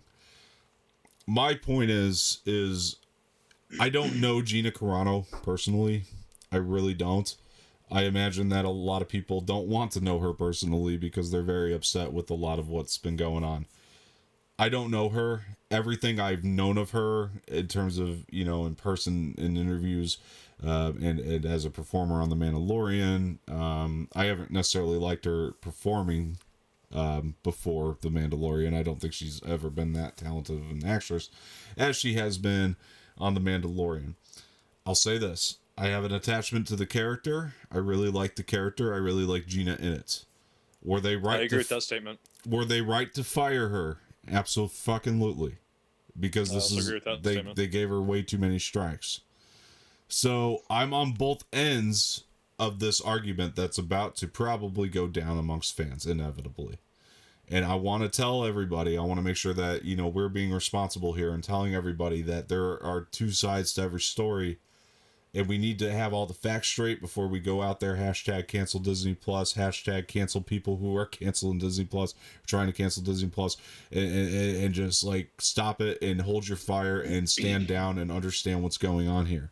Also understand that James Gunn has also apologized for his poor actions, which were very, very poor, and he has also come back to Disney. And Gina Carano also, I think, because Disney gave James Gunn that chance, she deserves the same chance to do in about a year or so. So that's another thing I want everybody to keep in mind is let's see what happens, okay? Because this is a really difficult time in America. It's a very difficult time for everybody, and I want everybody to know that, we need to start talking these things out. We can't just sit here and yell at each other about differing opinions on it. If people want to see Gina Carano in the show, you have to understand it's because they become so attached to the character and their performance, not so much the person of Gina Carano. Again, I don't know Gina Carano. She could be very wonderful to hang out with and talk to, and I actually have heard that she is. Despite I don't agree with her political beliefs whatsoever or anything like that, or her interpretation of what it's like to be a conservative right now. Do I agree with that? 100% no. But doesn't make her not a wonderful person. I actually have friends that have some really ridiculous beliefs. And, if they were in that position, I would advise them not to put those on social media. But I know a lot of people who are wonderful at heart, but just believe something terribly wrong. And it sucks, but it's just because of we're coming off of an administration that was extremely manipulative to a lot of people, and we need to understand that too. That said, when you have three strikes, you have a responsibility to your fans, your audience members, to not alienate them, to make sure that they feel comfortable when they're getting on your social media page. And also, if Disney's getting fired at with a lot of heat, you also need to make sure that it is your responsibility, even though you work for them, it's still it's especially your responsibility because you work for them to make sure that they don't have to deal with your shit. That's just true of any job. And so they were 100% in the right to fire her, and I'm sure it hurt them to do so. It hurt them deeply and immensely. I guarantee it, because they don't want this division either. Why would they? They've been incredibly successful with the show. Think about this before anybody speaks. They've been so successful with the show. She's been part of that. She is a staple member of that. As much controversy as she's stirred up, people still watch the show with or without her. So I don't disagree. I think that it's just important that we got to remember why people are feeling certain ways, but we should not get on social media and yell, scream at each other about it. They need to come up with a plan moving forward, and the more noise that's surrounding this for them, it's going to make it all that much harder for them to move forward. I'm letting you know right now. They might be big wig Disney, but they hear you. They do. If they didn't, they wouldn't have bothered firing Gina in the first place. So just make sure that everybody stays peaceful. Everybody is very nice to one another. I know that we can't make change overnight, but I hope that we could do it a little bit each day, just by, making sure that, we're doing our responsibility here to speak about these opinions peacefully, making sure we have the facts, especially when it comes down to these controversial opinions. I think I got all that out. Who wants to go first on this? Ian, do you have anything? So, again, I'm not Jewish through beliefs whatsoever.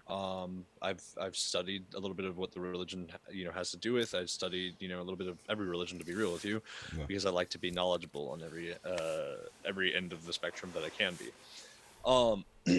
I have Jewish heritage, like as in blood, and I descend from the Ashkenazi Jews. So as a Jewish individual, Hitler would not have discriminated against the fact that I didn't practice. He still would have put me in a camp, you know what I'm saying, if I were back in that time. So I want to point out that nobody is hunting down Republicans. Nobody wants to, yell at these Republican individuals. I'm sorry. I don't care what your belief is. If I can get along with you, I can get along with you. I have quite a few friends who are Republican. I have quite a few friends who are Libertarian. I have quite a few friends who are Democratic. I have friends in every realm. Okay. Nobody has made any moves against the Republicans in ways to put them in a camp, to execute them, to shoot them, to burn them, to gas them, to make them hide in an attic and write a fucking diary. Okay. So I think Gina Carano was very, very wrong for that. Yeah. I think she was absolutely wrong. I think there's definitely a different way to word things. And I think that, there are people who are more, what is the word? It's like a radical. There's definitely radical individuals in every group. There's radical, individuals in, like the feminist belief system. There's radical individuals and Democrats. There's radical, people in every realm. There's just going to be. And I feel like she wasn't one of those individuals that was acting out in such a way that she should feel like she's been demonized. I don't know why she decided to, post out about like that. I think it's probably because of all of her very, very, I'm sorry, but wrong posts. Mm-hmm. Maybe people, coming at her and coming that way. But nobody had treated her like a Jewish individual in the 30s or 40s, like Germany has. Okay? Yeah. So I think she was very, very wrong. I think that Disney absolutely had every right to fire her after her fourth strike. I think, honestly, by the third strike with the transgender tweet, she should have been fired. I really do. Look, I'm going to be real with you guys. I don't understand, transgenderism. I support, what it is. I don't understand it though. But I'm not going to bash anybody for making a decision about their own body. That's their own body. Yeah. So I think by strike 3, it was definitely time. So I mean, she got lucky by even being able to get a strike 4. To anybody who agrees with her, I'm sorry. I think you're wrong. That's just me. I really believe that. I think you're wrong because I'm not going out of my way to hunt you down. In fact, I'd rather go on my merry way, not meeting you. But if I ever did meet you, I'd more than willingly give you a hug and tell you, hey, how's it going? Tell you I love you as an individual because we're all humans. We all share this ugly green earth that I would like to make beautiful. I would like to make it a beautiful place to be. I want to be able to respect everybody around. I want everybody to be safe. And, back to the whole coronavirus, messages. Look, again, whenever somebody is shot, whenever somebody dies from, heart complications, such as like a heart attack, they don't list what has killed them. They list, hey, died due to heart failure. Heart failure could be many different things. Or they list something like, hey, died, from bleeding out. Or they list, hey, died from lung complications. Right. They don't list these things as what they are. So I feel like at this point in time, having to work retail and having to be around people who refuse to wear masks and having a brother who is a little overweight, could possibly get diabetes. His blood father has diabetes, and having a brother who has asthma, same individual. I want to keep him safe. So I'm going to use this as a quick message as well to say, please just wear your masks. Wear them. Yes. If we wear them properly, wear them over your nose, because I don't want to get sick. I don't want to bring it home to my 50-year-old parents. I don't want to bring it home to my 14-year-old brother who has a whole life ahead of him. And just by having this virus could end it right then and there. Me personally, if I have it, I think I'll be fine. I mean, I do have asthma. Granted, you see me vaping, and I was a smoker. You're high risk. I mean, it's a comorbidity. I'm sorry, but go ahead. No, that is true. Yeah. That is true. But I think I'll be fine. I've been through a lot of things. I think I'll be fine. but I just don't want it. I don't want to Yeah. have it. I don't want to spread it to anybody. I don't want to have this problem. In fact, during the time that I worked at Journeys, 2 of my managers had it. I thought I may have had it. I was in my room that whole time, and every time I would walk out of my room, I would have to perform like a 10-minute ritual just to go to the bathroom. Yeah. Just to make sure I wasn't spreading germs. Right. Wow. Okay. So because I want to take it that serious, because I want to make sure that nobody around me gets hurt or dies. Oh. It's like when you had the flu, are you going to go and kiss your lover? Yeah. You're going to go kiss, anybody when you had the flu? Like, why would you do that? Yeah. So back to the whole Gina Carano thing. I think full force it was okay that she got fired. I did have connections to, I did build a very good connection to her character through the series. And I'm not gonna lie, I found Gina Carano attractive in my own stance. Yeah. A lot of this has definitely turned that attraction off. I'll be real with you, but it's really sad to see that this is the route that it's taken. It's really sad to see that, people are trying to compare their Oppression. Yeah, their own form of oppression with a group of people who I fortunately didn't have to be a part of in the 40s and 30s. And sorry guys, it was very fortunate that none of us had to deal with that, because that was 6 million people that have passed away. Right. Nobody's going out of their way to kill Republicans. Right. And I hope nobody's going out of their way to kill anybody. Yeah, really. Yeah, it just, Sorry if there were any hot takes. No, I think that was very beautifully said, and I want to thank both of you for bearing with me through this, because this is difficult. This is tough, and the more I read into this, the more disturbing it actually became to me. It's actually tough to talk about when it's somebody who plays a character that you love so much. Like, for me especially, I loved this character. I loved her in the role, and it's Star Wars. It's not supposed to bring this. Highly of her. I spoke highly of her in that last episode because I was like, damn, they gave her and the rest of the girls a fucking strong part. Yeah, it's just like, whether we realized it or not, and I think we're realizing it now, that character and the performance that she gave had an impact on all of our lives. And so it's like, to see that she, they tried to help her, and she clearly was beyond help at this point. And it's Star Wars. It's not supposed to create this. It's not supposed to be about this, but unfortunately, people are going to be people, and it's just things continue, and life goes on. But I want to, Samee, whatever you got to say, you can go and say it. So.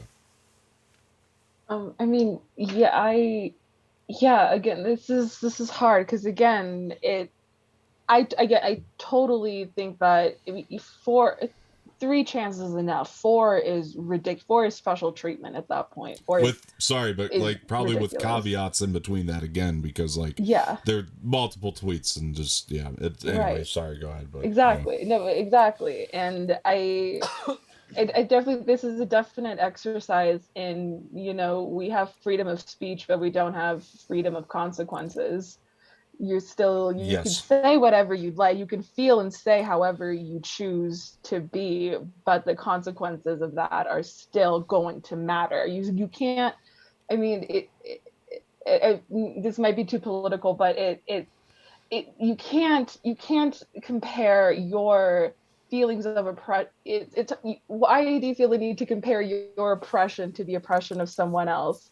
To me, that just shows kind of the fragility of what she's saying, that she feels the need to be like, no, everyone, it's serious. It's so serious that it's on the same level as one of the most serious things that have ever happened in human history, when we all know that it's just not.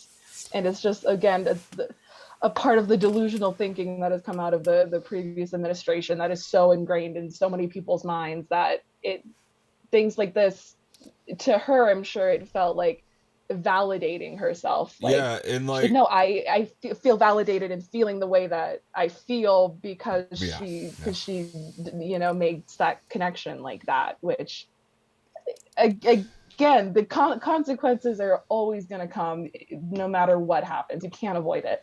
I'm sure And I've had many consequences coming my way. And I want to point out, I know too, they're coming. They're coming. I want to point out, too, just real quick, they're not asking Gina Carano to quit thinking the way she thinks. All they were asking her to do was just, please, Right. with opinions dealing, controversial opinions, just please keep them off of social media. That's all they were asking her Right. to do. Not to quit And thinking the way she thinks, just to not have a phone anymore, evidently, because apparently some people can't handle it. But sorry, and go ahead. And it's like the whole thing of like kind of there being like they're like, you are free to feel that way. However, we are also free to choose who we Yes. want to hire and who we Yes. want to work and represent our company. Yes.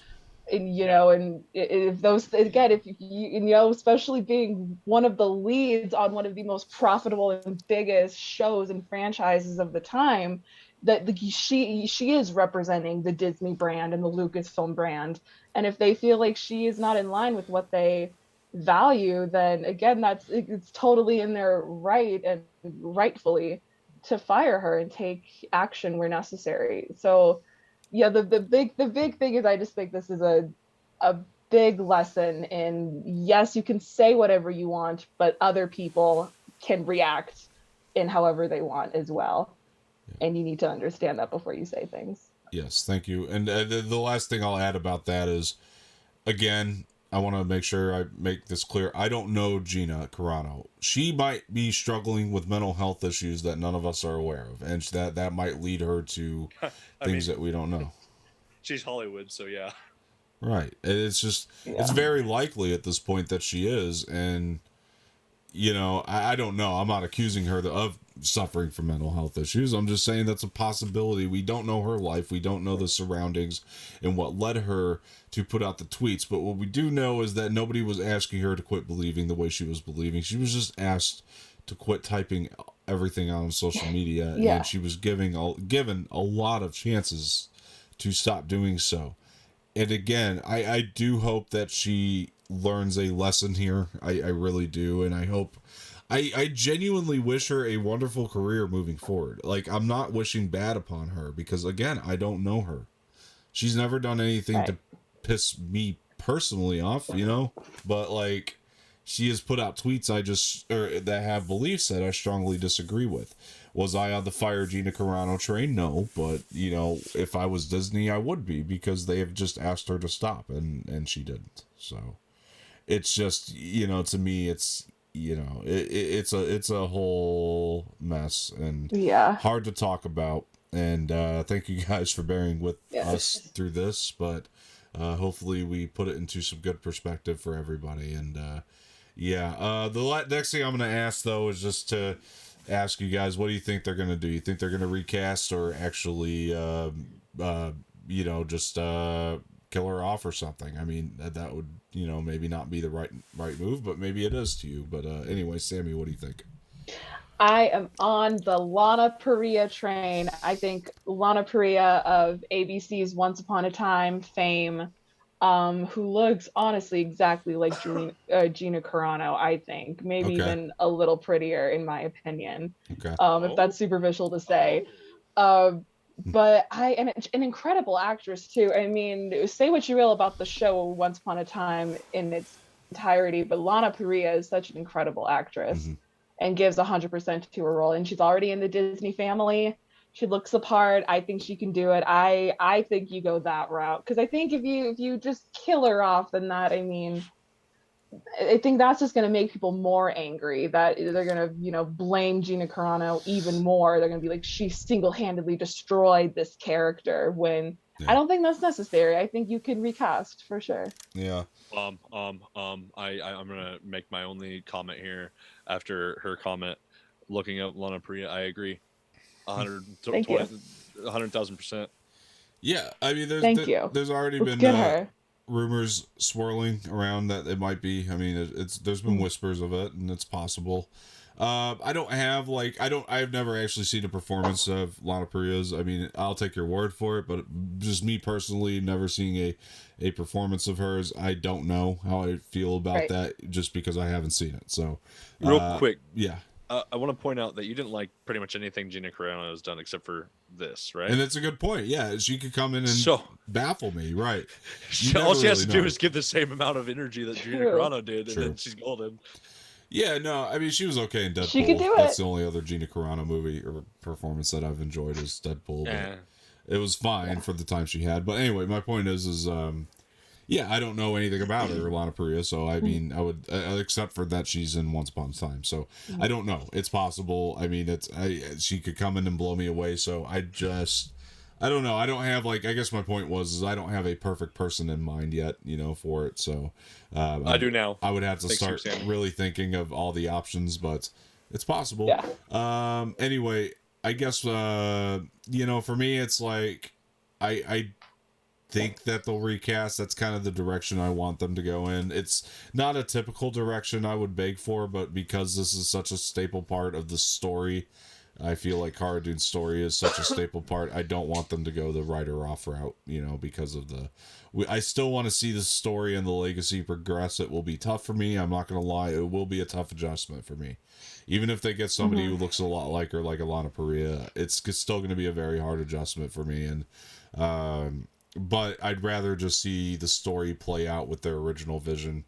One bad apple shouldn't spoil the whole bunch, as they say, and I just don't want. I don't want her actions to ruin what they had in mind. So if they have to recast one character, I'll live with it. You know what I mean? So it will be hard at first, but I will live with it. And hopefully they make great choices, and I believe in Favreau and Filoni to do so. I don't have any reason to doubt that they'll make a bad choice, or that they'll make a good choice. So I think it'll be really wonderful, whatever they decide. So just, recasting will probably be the way to go. But anyway, Samee, give us some goddamn levity here. What's our next story? All right. So let's keep it on that Mandalorian train, but going a little more in this happy area, we have The Last of Us casting Pedro Pascal as Joel in the new HBO series adaptation.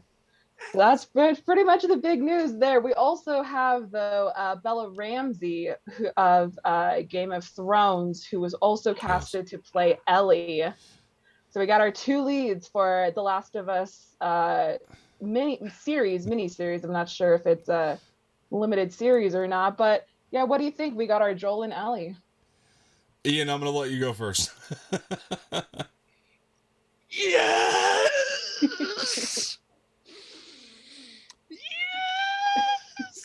So I'll say while he's having a spasm over there, like I've actually never played any of these yet, and I plan to, and I will let you know once I do how I feel about this.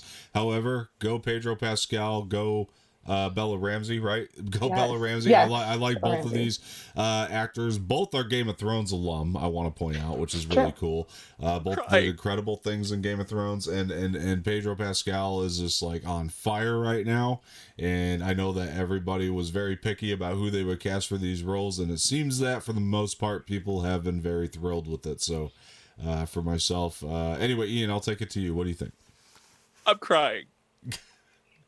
I actually have some tears coming out. I'm not even joking. All right. perfect casting in my opinion. Honestly, absolutely perfect casting. And I like, he doesn't look like Joel enough as like if I were to be picky, but I feel like he could definitely play the part absolutely and utterly well. Yeah. Doesn't sound like Joel either, so I mean that's kind of like a little bit like but we're not going to be able to get perfect. That's just the unfortunate truth. Yeah.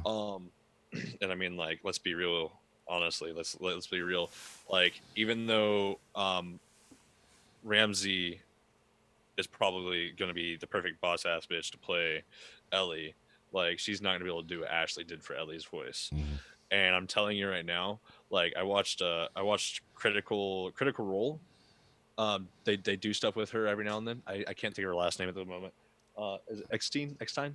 Ashley Eckstein. So Ashley. Yeah. Okay. So Ashley Eckstein. Oh my God.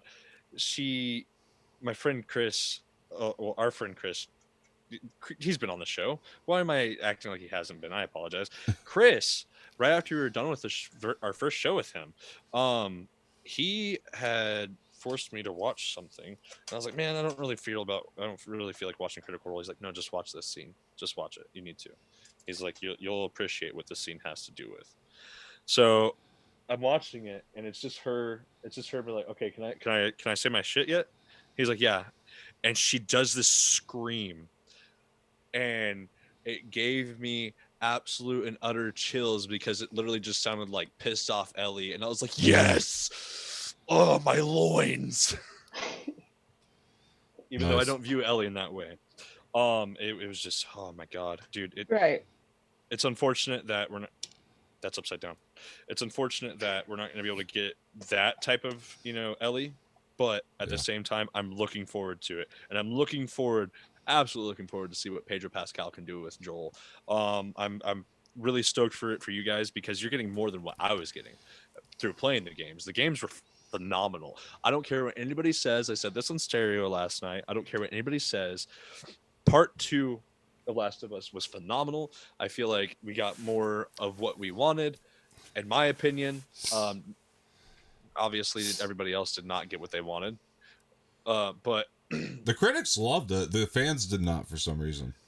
I'm not going to explain as to why. I could tell you exactly why. Well, I know about the leaks, and then people didn't like the leaks, and then all that, and then there's the leaks. I'm going to be real with you. The leaks weren't even like what the fans thought they were. Right, that's what I heard. But they were shitting on it prior, right? They were going on there giving bad ratings to it, and Anyway, sorry, go ahead. They were. So a lot of their hate came from the leaks, honestly, and then that made a lot of people refuse to even play it. There was people that refused to play it because of the leaks. They're like, "Oh no, this is ruined for me because I already know what's going to happen." It's like, no, you don't. And then there's a certain scene in there where people were crying about that. They were like, "Oh, they just made it look bitch made." And I'm just gonna say right now, no, they didn't, because the item that they used for that scene, I'm gonna tell you, is what they use in movies as a form of torture before death. And that's all I'll say about that without spoiling anything. All right. Because that was not going to give you enough information whatsoever. All I got to say is that is a torture method. So no, that was not bitch made, and you're all crybabies at that point. All I got to say is Pedro Pascal will do a fantastic job. I'm sure Ramsey will do a fucking fantastic job. I can't think of her first name. I'm sorry. Bella Ramsey. Bella Ramsey. Okay, so Bella Ramsey's going to do a phenomenal job too. I'm sure of it because she was a boss ass bitch. She was crazy great in Game of Thrones. Boss ass great bitch. in Game of Thrones. Even for just a short amount of time, she was boss bitch. You were not speaking out against her. And I'm sorry, but Ellie has that fucking presence. She's boss bitch, even though she's like stupid, in quotations. So I mean, she's not stupid, but anyway, the stories are phenomenal. Yeah, she's a child. I mean, the stories are phenomenal. You guys are getting more than what I was getting. So what they're doing to make the transition between 1 and 2 make sense is they're also including that in the show. Oh, so nice. yeah, so we're getting a chunk that I didn't get. Right. And I'm gonna say right now, I'm really excited for it. I'm really excited to see that chunk because they touch a bit on that chunk, like just a tiny bit on that chunk during part 2 of Last of Us, and it's like as you're playing through those little bits, you're just like, man, this isn't enough. Like I want more of this too. Right. I'm looking forward to this, man. Honestly, hands down, looking forward to this, and it could not come out fast enough. And honestly, for part 2, if they decide to actually delve into making part 2 TV ready, I am excited to see who they would pick to play Ellie's role for that, because they would have to age her. Yeah. This series is going to Prime, right, Sammy? I was just HBO. HBO. Okay. Actually, yes. All right, cool. I trust them even more now. And I know another thing. God, what is that director's name? The guy who made Last of Us. Why can't I think of his name for right now? Last of Us creator. He is behind it. He's in their ear. Neil Druckmann. Right. Neil Druckmann is in their ear. Neil Druckmann is in their ear, and he's helping decide everything that happens to this. That's awesome. He's making some continuity changes, which is fine by me, because he's gonna do it to make sense for the TV show, which again, fine by me. As long as they do a good job, I know Pedro Pascal will do fantastic. I don't know, but I'm absolutely certain that that Bella Ramsey will do fantastic. I can't wait to see who they pick for a certain character at the end. I'm not gonna lie, I can't wait to see who they pick for that. Honestly, it'd be crazy if they pick the same actor, voice actor. But God, what his last name? Something. It's something Snow. It's who replaced Peter Dinklage's voice on Destiny for the Ghost. Um, Ghost in Destiny. Sorry, I gotta look up his last name. I gotta look up his name. But no, he's who is in the. I don't even know what he looks like, to be honest with you. He is who the new Ghost voice actor. He is who's at the end of Last of Us Part 1, and it would be Nolan North. I don't know what Nolan North looks like. I need to look him up. But if they got him for the part that I'm talking about, that'll be even better, because he just, like, even his voice. Look, man, he doesn't look like him, but they could make him look like him pretty easy. They could honestly make him look like him pretty easy. Just throw some long hair on him and he's golden. Look, his voice for that role they picked for him at the end of Last of Us Part 1 was just, his voice was perfect. Yeah. The most inviting character ever. That's all I'll say without spoiling for you guys. Appreciate that. Sammy, did you have any thoughts on the topic?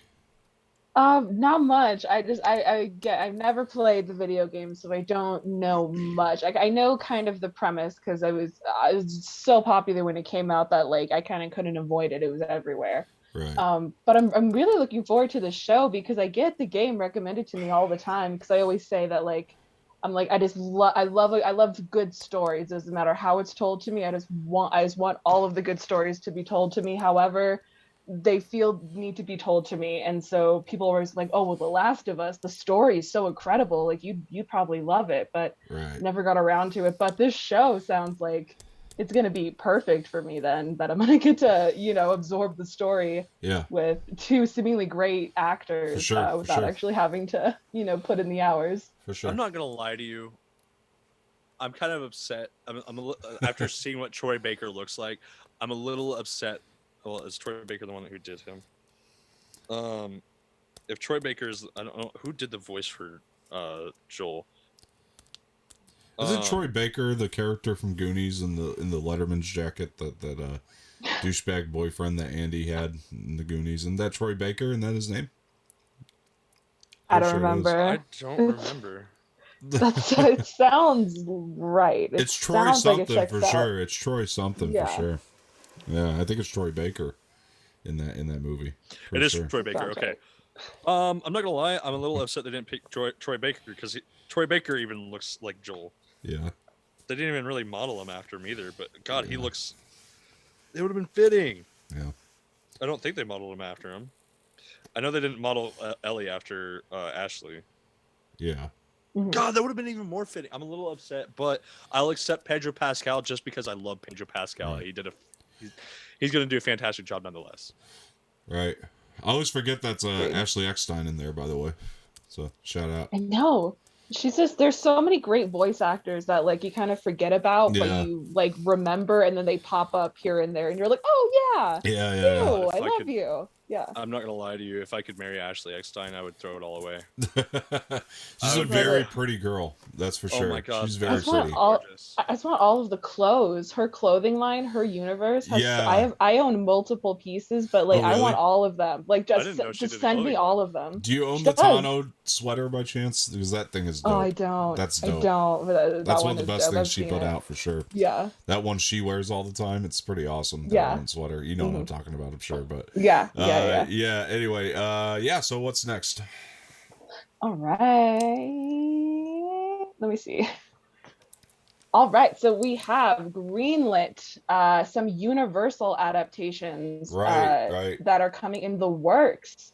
So, namely, which is also the one I've been excited. I've been wanting this movie since I was in middle school, and it's every year they tell me that the new Wicked movie is coming, and it never comes, and we never hear anything about it. But I think it's finally going to happen this time because we finally have a director for it, John M. Chu, who directed Crazy Crazy Rich Rich Asians. Asians, And then The Heights. as well as Oh, he's also directing the upcoming In the Heights film, Right. which is again a musical adaptation. Yeah.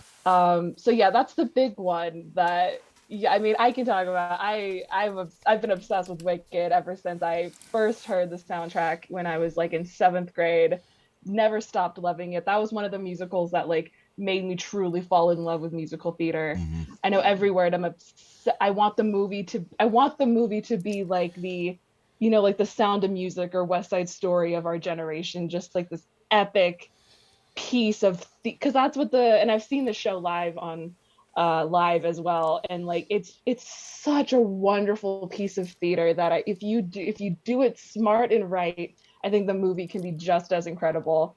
And I loved Crazy Rich Asians, and In the Heights looks great, so I'm really hyped about this one. Yeah. What do you guys think? So let me break this down for you. All right.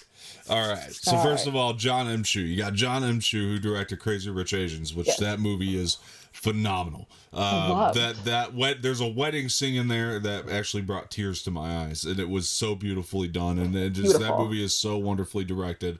It is one of my favorite comedies of the decade, probably it's up there in that. But I love Crazy Rich Asians so much.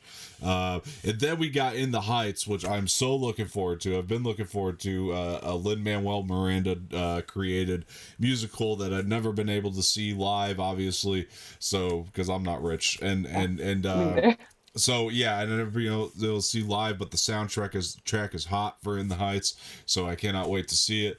You got this trailer that was one of the coolest trailers ever for In the Heights. You got the guy from Hamilton walking up there doing some hippity hoppity beats, walking into a store. You got Jimmy Smits coming in going, "Good morning, Uznami." It gets me so excited. I love Jimmy Smits. I cannot wait. It looks like it's right up John M. Chu's alley, and I cannot wait for this. Like, I think that it's just right in his wheelhouse of style for In the Heights. So that being said, yeah, I think he's perfect for something like Wicked. I think that this is a wonderful choice. I've been wanting to see a great film adaptation of Wicked, and I think that he's the guy to do it. I genuinely do. In the Heights pending, obviously, we've never seen the movie, but I mean, watch that trailer and tell me that movie's gonna suck. Tell me that movie's gonna suck when you watch that trailer, and especially if you're a Crazy Rich Asians fan and you know his style and you know kind of what he's going for. It just looks so in his wheelhouse. I don't think that movie's gonna be bad at all. And you got a cameo from Lin-Manuel Miranda in that trailer too, which I just think the whole movie's gonna be wonderful. And I cannot wait for the Wicked adaptation. Ian, what do you got? it's a musical. Okay. I'm sorry. It's a musical. I don't have input on musicals, bro. I'm sorry. I just don't. Like, I don't look forward to them. I'm sorry. All right. Fair enough. Right. This is This is our divorce gets shakier and shakier by the minute, Ian. It's fine. We get closer to Marriage Story every moment. Oh man, is right. All right. Would you go take a shit? Oh no, there you are. We do have some more. We talked about musicals. No, sorry. Go ahead, Samee. Oh we do have some more Universal projects that have been greenlit. We also have Fever, starring Michelle Williams as Peggy Lee in the biopic. It is directed by Todd Haynes and written by Doug Wright. Okay. And that's currently. We have Reese Witherspoon was attached to star, and there was a script that was written by Nora Ephron based on this, but that version never came to fruition. So this is an all new version, and it looks like they are looking to get Billie Eilish in here as well. Interesting. Maybe to do the music or perhaps to star. That would be interesting. But yeah, new Peggy Lee film, Fever. Yeah. Lucifer's calling. Anyway, what do you got, Samee? I know nothing about this. I know nothing about this. I'm not that familiar with Peggy Lee. The only real thing I know her from is being the voice of Peg the dog in Lady and the Tramp. She sings the song "He is the Tramp, but we love him."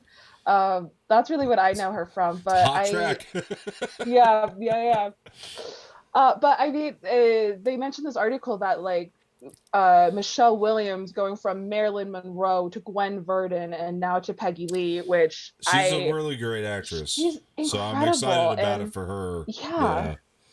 And I mean, my week with Marilyn and Fosse Verdon I've both seen, and both are absolutely incredible, and she's incredible in them, and totally you can tell she really does care, especially when she's playing a real person, that like she needs to be able to get it right, and she does. She has. I think she did with Marilyn Monroe and with Gwen Verdon. Yeah, I mean, I haven't seen both, which is unfortunate. They're Never both seen really them. good. I want to see them. I will watch them probably. Manchester by the Sea, though, I've seen, and she's phenomenal in that. And I've seen her in All the Money in the World. She's great in that movie. Right. So I definitely have references for her. So it's things I can reference to say that she's a phenomenal actress. So I'm just on board for whatever she wants to do next for sure. Yeah. Ian, what do you got? I'm not gonna lie, I was looking something up, so I kind of missed that. I'm so sorry. Biopics starring Michelle Williams. I don't know anything about biopics. Is that like a biography movie? Like biopic. Oh, yeah. Okay, yeah, I'm about it. I'm sorry. I'm so sorry. I did not mean to do that. You know what? You're all right. Samee, what do we got next? Okay, we got another one. This might be a bit more up your alley, because we have Dungeons and Dragons. The campaign is closer to commencing. We have Michelle Rodriguez and Justice Smith will reportedly join Chris Pine in the upcoming film adaptation of Dungeons and Dragons. Look, I'm gonna tell you, officially happening. I'm telling you right now, the Dungeons and Dragons movies have never been great, and that's what's made them great. Okay. I've never seen a Dungeons and Dragons movie. There was a I love playing the game. There was a fan-made one that it's awful but good at the same time, and I feel like it captures the essence of like what it's like to play and be a part of Dungeons and Dragons. If I can ever figure out what the name of that movie is, I will let you know.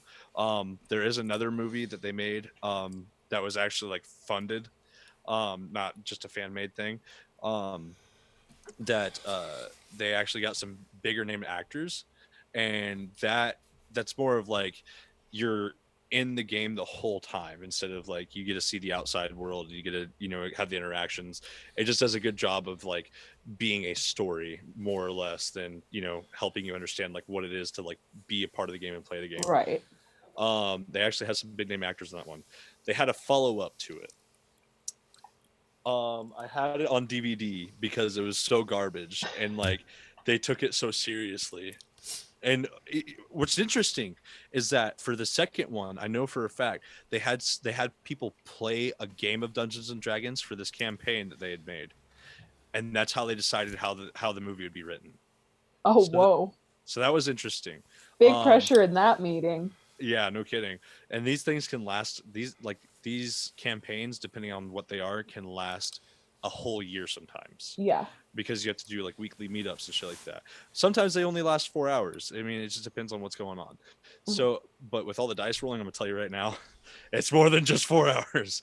But and the reason you can even tell that they did it with a as like a campaign setup and shit like that, it's like there's individuals that die off right away out of nowhere, and you're just like, well, that was kind of a waste of like introduction, like an important introduction. And that's how you know that they are playing the actual campaign. So it's really neat to see them do that. The CGI in it is garbage though. That's what makes it so bad, is the CGI. They do like on scene style shots, so that's cool. But no, I don't think the first one was shot based off of a campaign. I think they just came up with a story and they're just like, yeah, let's roll with it. We'll make it D&D, it'll be fine. I liked it. I thought it was funny. The fan made one, also same concept. It was made off of a campaign and this guy likes writing books. So they essentially like it's fan made. They did a good job with that too. So I mean, even just it being fan made, and you can find that on YouTube and watch it. So I mean, like it wouldn't be hard to watch like an hour long. It's a movie, you know what I'm saying? Interesting, funny. They do little shots where he's just kind of like in his own head thinking, but like talking shit like that. It's interesting. So I'm looking forward to a new D&D movie. I like Chris Pine. What's next? All right, so I got much, nothing else. All right, next up we have Step Up High Water. So this is a series adaptation of Step Up High Water that was originally going to star Naya Rivera, but then unfortunately, unfortunely her tragic death last year caused a wrench to be thrown in that. But we have they have replaced her in the role of Colette. It is now going to be played by Christina Milian. I'm not quite familiar with her, but Christina Miliani. She's a singer. Milian. Yeah. Oh, nice. They made a third Dungeons and Dragons movie. I'm sorry. Go ahead. Very good. But yeah, so they're going forward with it, and they are recasting. Yeah. And yeah, it looks like so it's going to be on Stars as well. It was going to be a YouTube series, and it has moved to Stars. Sorry, you know what? You had it right the first time. It is Christina Milian. Now I'm thinking about it, but yeah, no, she's very talented. I don't really care to watch this series. This is just not something that's gonna appeal to me. I'm very sad. I was very sad to hear about Naya Rivera's tragic passing. I mean, she was a very talented person, and first 3 seasons of Glee were good. Then it went downhill after that. So I don't. So Ian, what do you got? Yeah. It's Step Up. I don't have anything. Okay. I feel bad for the actress's death. I do feel for the family and everything. Yeah. But no, it's Step Up. Yeah. All right, I got WandaVision in the morning. What's next? All right, next we got Blade. So Watchmen writer Stacey Orzi Hoofer is about to make history at Marvel. So the writer has been tapped to write the upcoming Blade, starring Mahershala Ali. Yes. So she's going to be the first Black woman to write a Marvel Studios feature film. Nice. Oh, nice. So that's great big news. So yeah, this is coming. So we got a writer. We have yet to have a director though. They better have fucking Wesley Snipes again. Oh, no, it's Mahershala. Oh. Mahershala is going to do great in the role. Listen, this is my take on this. Mahershala is going to do great in the role. It's probably going to be. It's the MCU. It's probably going to be okay. I have trepidations about them doing a Blade in a PG-13 setting. So that's kind of where I'm at with it. Yeah. Yeah, no, I agree with you. But I think Mahershala is going to kill it, absolutely crush that role. He's a phenomenal actor. He's perfect for it. Yeah. He is perfect for that role. What has he played in? Because I can't think of who that is. Moonlight, Green Book. Can't really think of anything else off the top of my head. Oh. Yeah. Yeah, okay, I agree. Won an Oscar for both. Green Book is a fantastic fucking movie. I still have yet to watch Moonlight, and I need to. Yeah, I really like Green Book. I remember I saw it by myself in theaters just on like an afternoon that I was Green like, Book was incredible. I might as well. I was like, I don't know what to do. I might as well go see a movie. God. So I saw Green Book and like didn't really know what to think about it, and I really enjoyed it. And it got a lot of hate, but I really it won Best Picture though. It did. I know everybody like the critics liked it. Everyone else didn't like it. Everyone's a critic. I don't know if you can see that. There she is. You got the 4K right here, so. No, I see that. Love this movie. I really enjoyed it. My dad convinced me to watch it. I was like, I don't like movies like that, Dad. I was like, I can do without it. He's like, no, we're gonna watch this. This is what I chose. I was like, it's okay, so Dad. Good.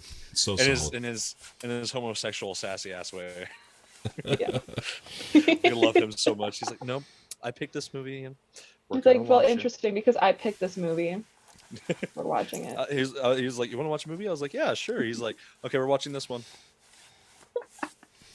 Like, well, all right then. All right, what's next? I had no choice. Right, yeah. All right, and then last one here for the Universal film, we have Mary Hartman. Mary Hartman. I do not know much about this. It is one of the stars of Schitt's Creek will soon get a show of her own. Emily Hampshire, who played Stevie Budd on the award-winning series, has signed on to star as the title character in a new updated version of Norman Lear's 1970 hit Mary Hartman, Mary Hartman. Great. What's next? Yeah, exactly. Moving on. I've never even heard of that. So Fuck that movie, apparently. Yeah. Their show. I mean, it might be great. I don't know. I mean, yeah, Norman Lear. I mean, yeah, it could be amazing. I just don't. I don't know Stuff enough that we don't about care it. I about. don't think any of us know enough about it. Yeah, let's move on. What do we I'll got ask my next? dad. He'll probably know. Yeah. Right. All right. So next story: HBO Max has released a new slate of animated comedies that are coming soon to the streaming platform. So HBO has a series of announcements regarding its future pipeline. One of the reveals is that Mindy Kaling will play Velma in a new Scooby-Doo spinoff called Velma. And there's also a new show called Uncanny Valley that follows the story of robots who kill their owners and take over their identities. And another show called Hello Paul, which follows a neurotic millennial cat.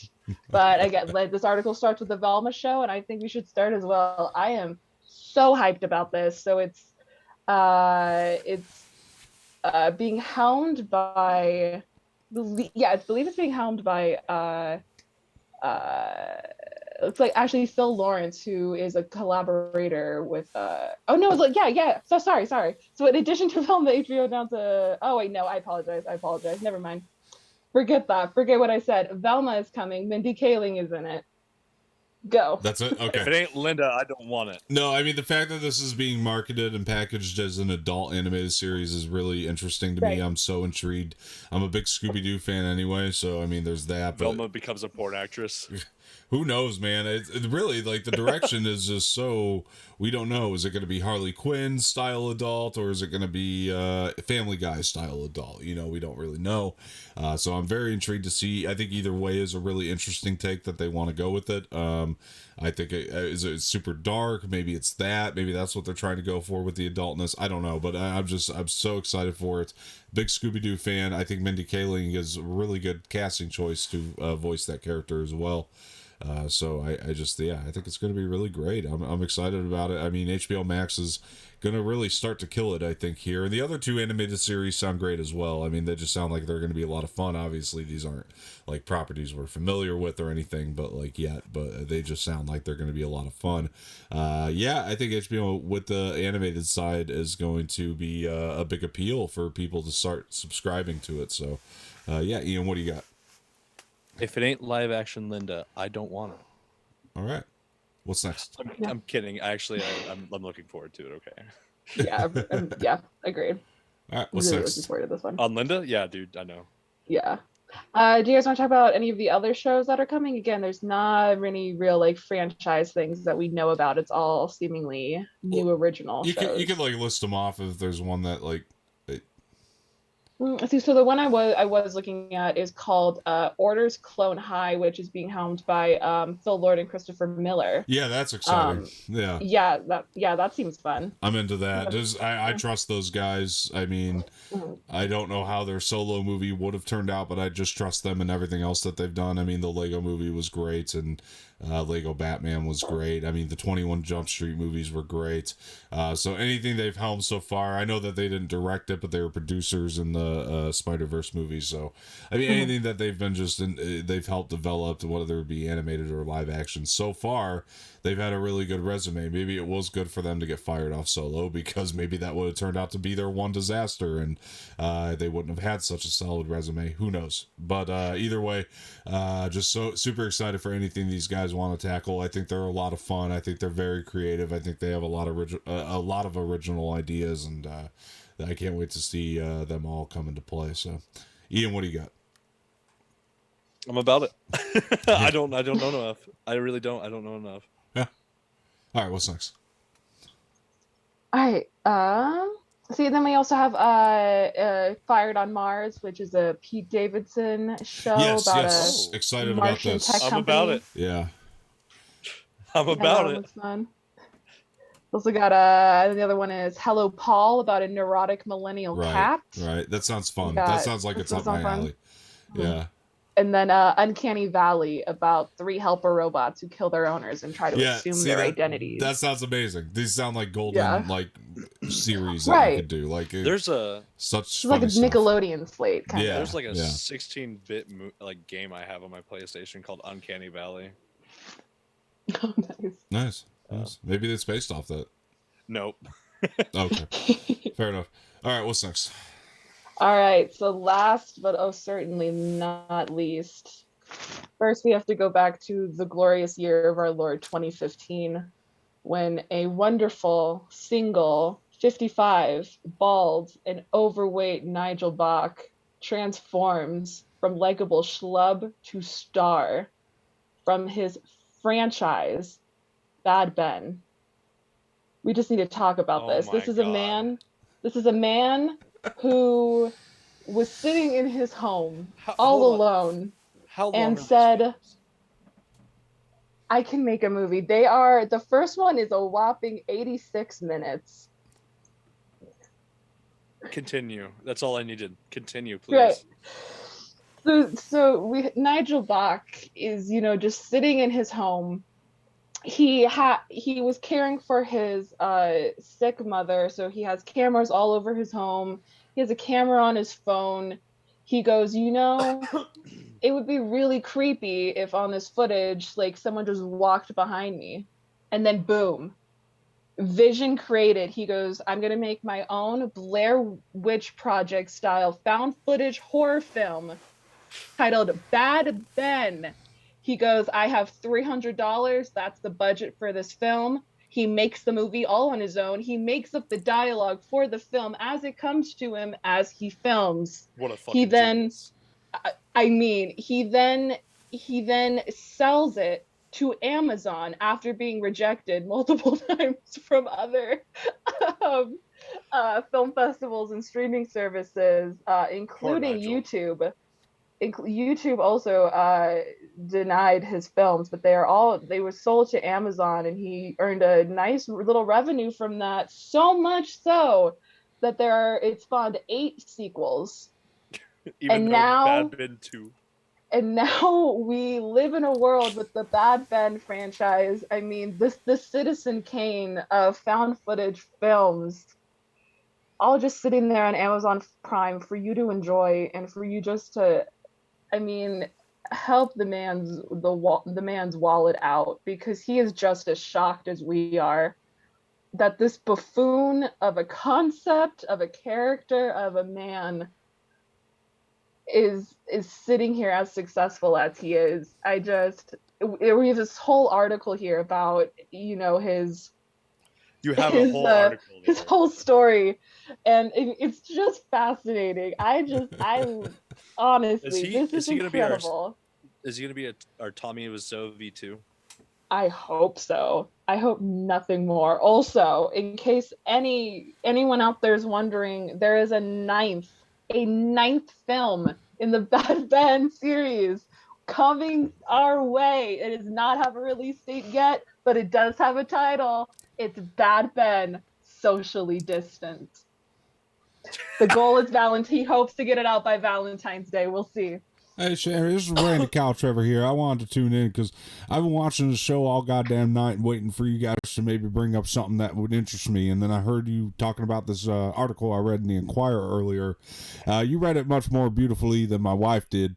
But I wanted to kind of address this a little bit for you and tell you that the ninth film is coming out probably before you know it. I know it's called Socially Distanced and all, but he had to shoot it in my home because he didn't really have another designated spot. So I let him into my home, and then he accidentally stepped on my son's shotgun and shot his foot off. So he had to go to the hospital, and now he's going to shoot at a different location. But I wanted to let you know that I'm so excited about this movie, and I've been sitting here all goddamn night waiting on you to bring something up that I can actually speak to. And the young man down there was talking about Tommy Wiseau, trying to compare Nigel Bach to Tommy Wiseau, and I gotta tell you this guy, not Tommy Wiseau, I don't even know who he is or anything, but he ain't got shit on a Nigel Bach. So I just want to let you know that, and praise the Lord and Savior Donald Trump. And my point is thank you for reading that article. Absolutely. It's my pleasure. Randy Absolutely. Trevor signing off. All right. So hold on. So is this somebody? Was that dude's actual name that you just fucking like on stereo that you listed just now? I'm confused. No, I just made this character up. Sorry. Yeah. Oh, okay. So I'm assuming that there's a guy out there named Randy Kyle Trevor who just loves these movies. It's like the one fan, but I don't know. Randy Kyle Trevor. Randy Kyle Trevor. Also, maybe this was quite a shock to me. I don't know if it is to anybody, but also Nigel Bach is his stage name. That is his pseudonym. His Makes given sense. his His last name's birth Bach. name. Yeah, his first name is Tom Fanslow. I don't know how to pronounce that. Fanslau. Yo, Fanslow. he's the second Tommy Wiseau. I really feel it. I really feel it. This guy, I mean, It's this is astounding. what It's this is unbelievable. It's baffling. I mean, it's like this is when what you the see yeah, this movie, Sammy, I'm telling you, wow. I know. I'm gonna watch it. Wow. I'm definitely going to watch the first one 1,010% because I mean this honestly, like this is the American dream. This is what Yeah. Hollywood should be about. You don't need $100 million to make your film. You don't need expensive sets and actors, and you don't even need a writer. You just need a good idea and some cameras. And what is a film really other than that? Yeah. So I mean, this is just 100%. So I need to go watch these. Do you have these on your Amazon Prime? they are. Miss Yes, Wifey? they're on my list. Oh my Yes, God, Miss Wifey. they will be there. I got you. Oh Don't my- even worry about it. Don't even worry about it. Thanks, honey I bun. got you. I got you. So really quick, I dropped something in your guys' Facebook that I want you guys to watch at some point Okay. that you'll love. It's the fan made film that I was telling you about. Oh my God. I can see the costumes already and I already know. It's honestly, it is so good for being a shitty fan film. Nice. But nonetheless, I'm looking forward to watching Nigel Bach. Oh, yeah. I This is Randy Couch over here. I got one more thing to say. I'm Suck so it. sorry about this, but I wanted to make sure I talked to the husband and wife here. As a man who got married on a podcast myself, I wanted to make sure that I was able to give my input here and to let you guys know that, it's obviously not as nice of a setting as like the hall I got married in like 5 weddings ago. But, this is not a bad situation.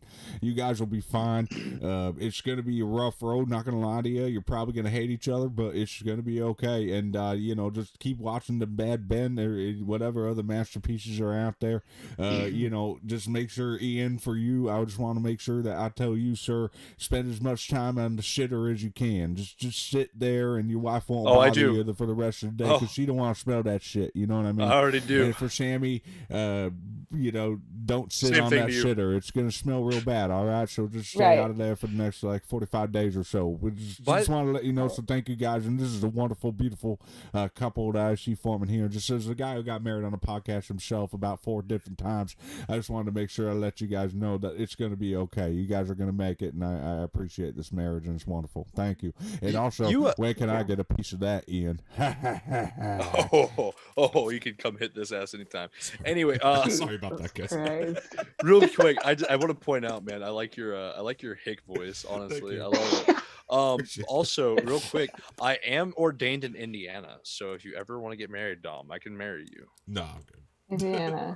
No, not like me myself marry you. But I'm talking about like you got somebody you're wanting to marry, man. Just call me up. I'll do your wedding. I'll see how you two do, and then I'll let you know. Thank you. Yes. I'll ordain you. I mean, I'll God, I can't officiate your marriage, Dom. To whoever. Appreciate that. Yeah. All right, guys. I think that's all we got today. So I That want to is. thank everybody for joining. Sammy, wonderful job on the news. Thank you very much. But where can the people find you? Yep, thank you so much. This was so much fun. Thank you for having me. You can find me on Twitter at Samee Ramirez and on Instagram at Samee Ramirez 14, and then as well on Stereo at Samee Ramirez as well. Yeah, we have fun over there, so come hang out with us. Yeah, and I was just Randy Couch over here. I just want to let you guys know that you can find me at Trevor Kyle Randy. Trevor Kyle Randy. It's my name backwards. You see what I did there? All right, Ian, where can the people find you? God damn it. You can find me at Trevor Kyle Randy at Instagram.com.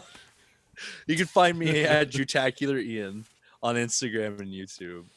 I upload music shit. I mean, Dom threw me off Sorry completely. about that, buddy. Also, if you ever want to get married in Indiana and you need somebody to officiate your marriage, get me a flight out there and I'll hook you up. All right. Appreciate that. And thank you for Okay. being here, Ian. And you guys can find me on Twitter at Dom_Martino_. I'm having a hard time transitioning out of Randy Caltrevor. I apologize. At Dom_Martino_.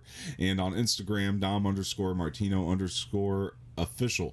And also on Stereo, you can find all of us doing extra content over there. Samee Ramirez is at Samee Ramirez.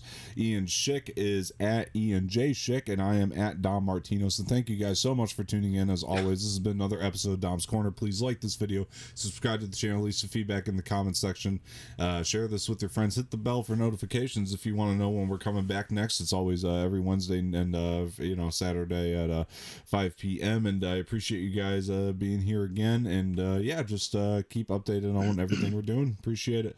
Thank you guys. I thank you, Ian. Thanks you, Sammy. Thanks you, Randy Caltrevor. Thanks you. You have a good night. Bye bye.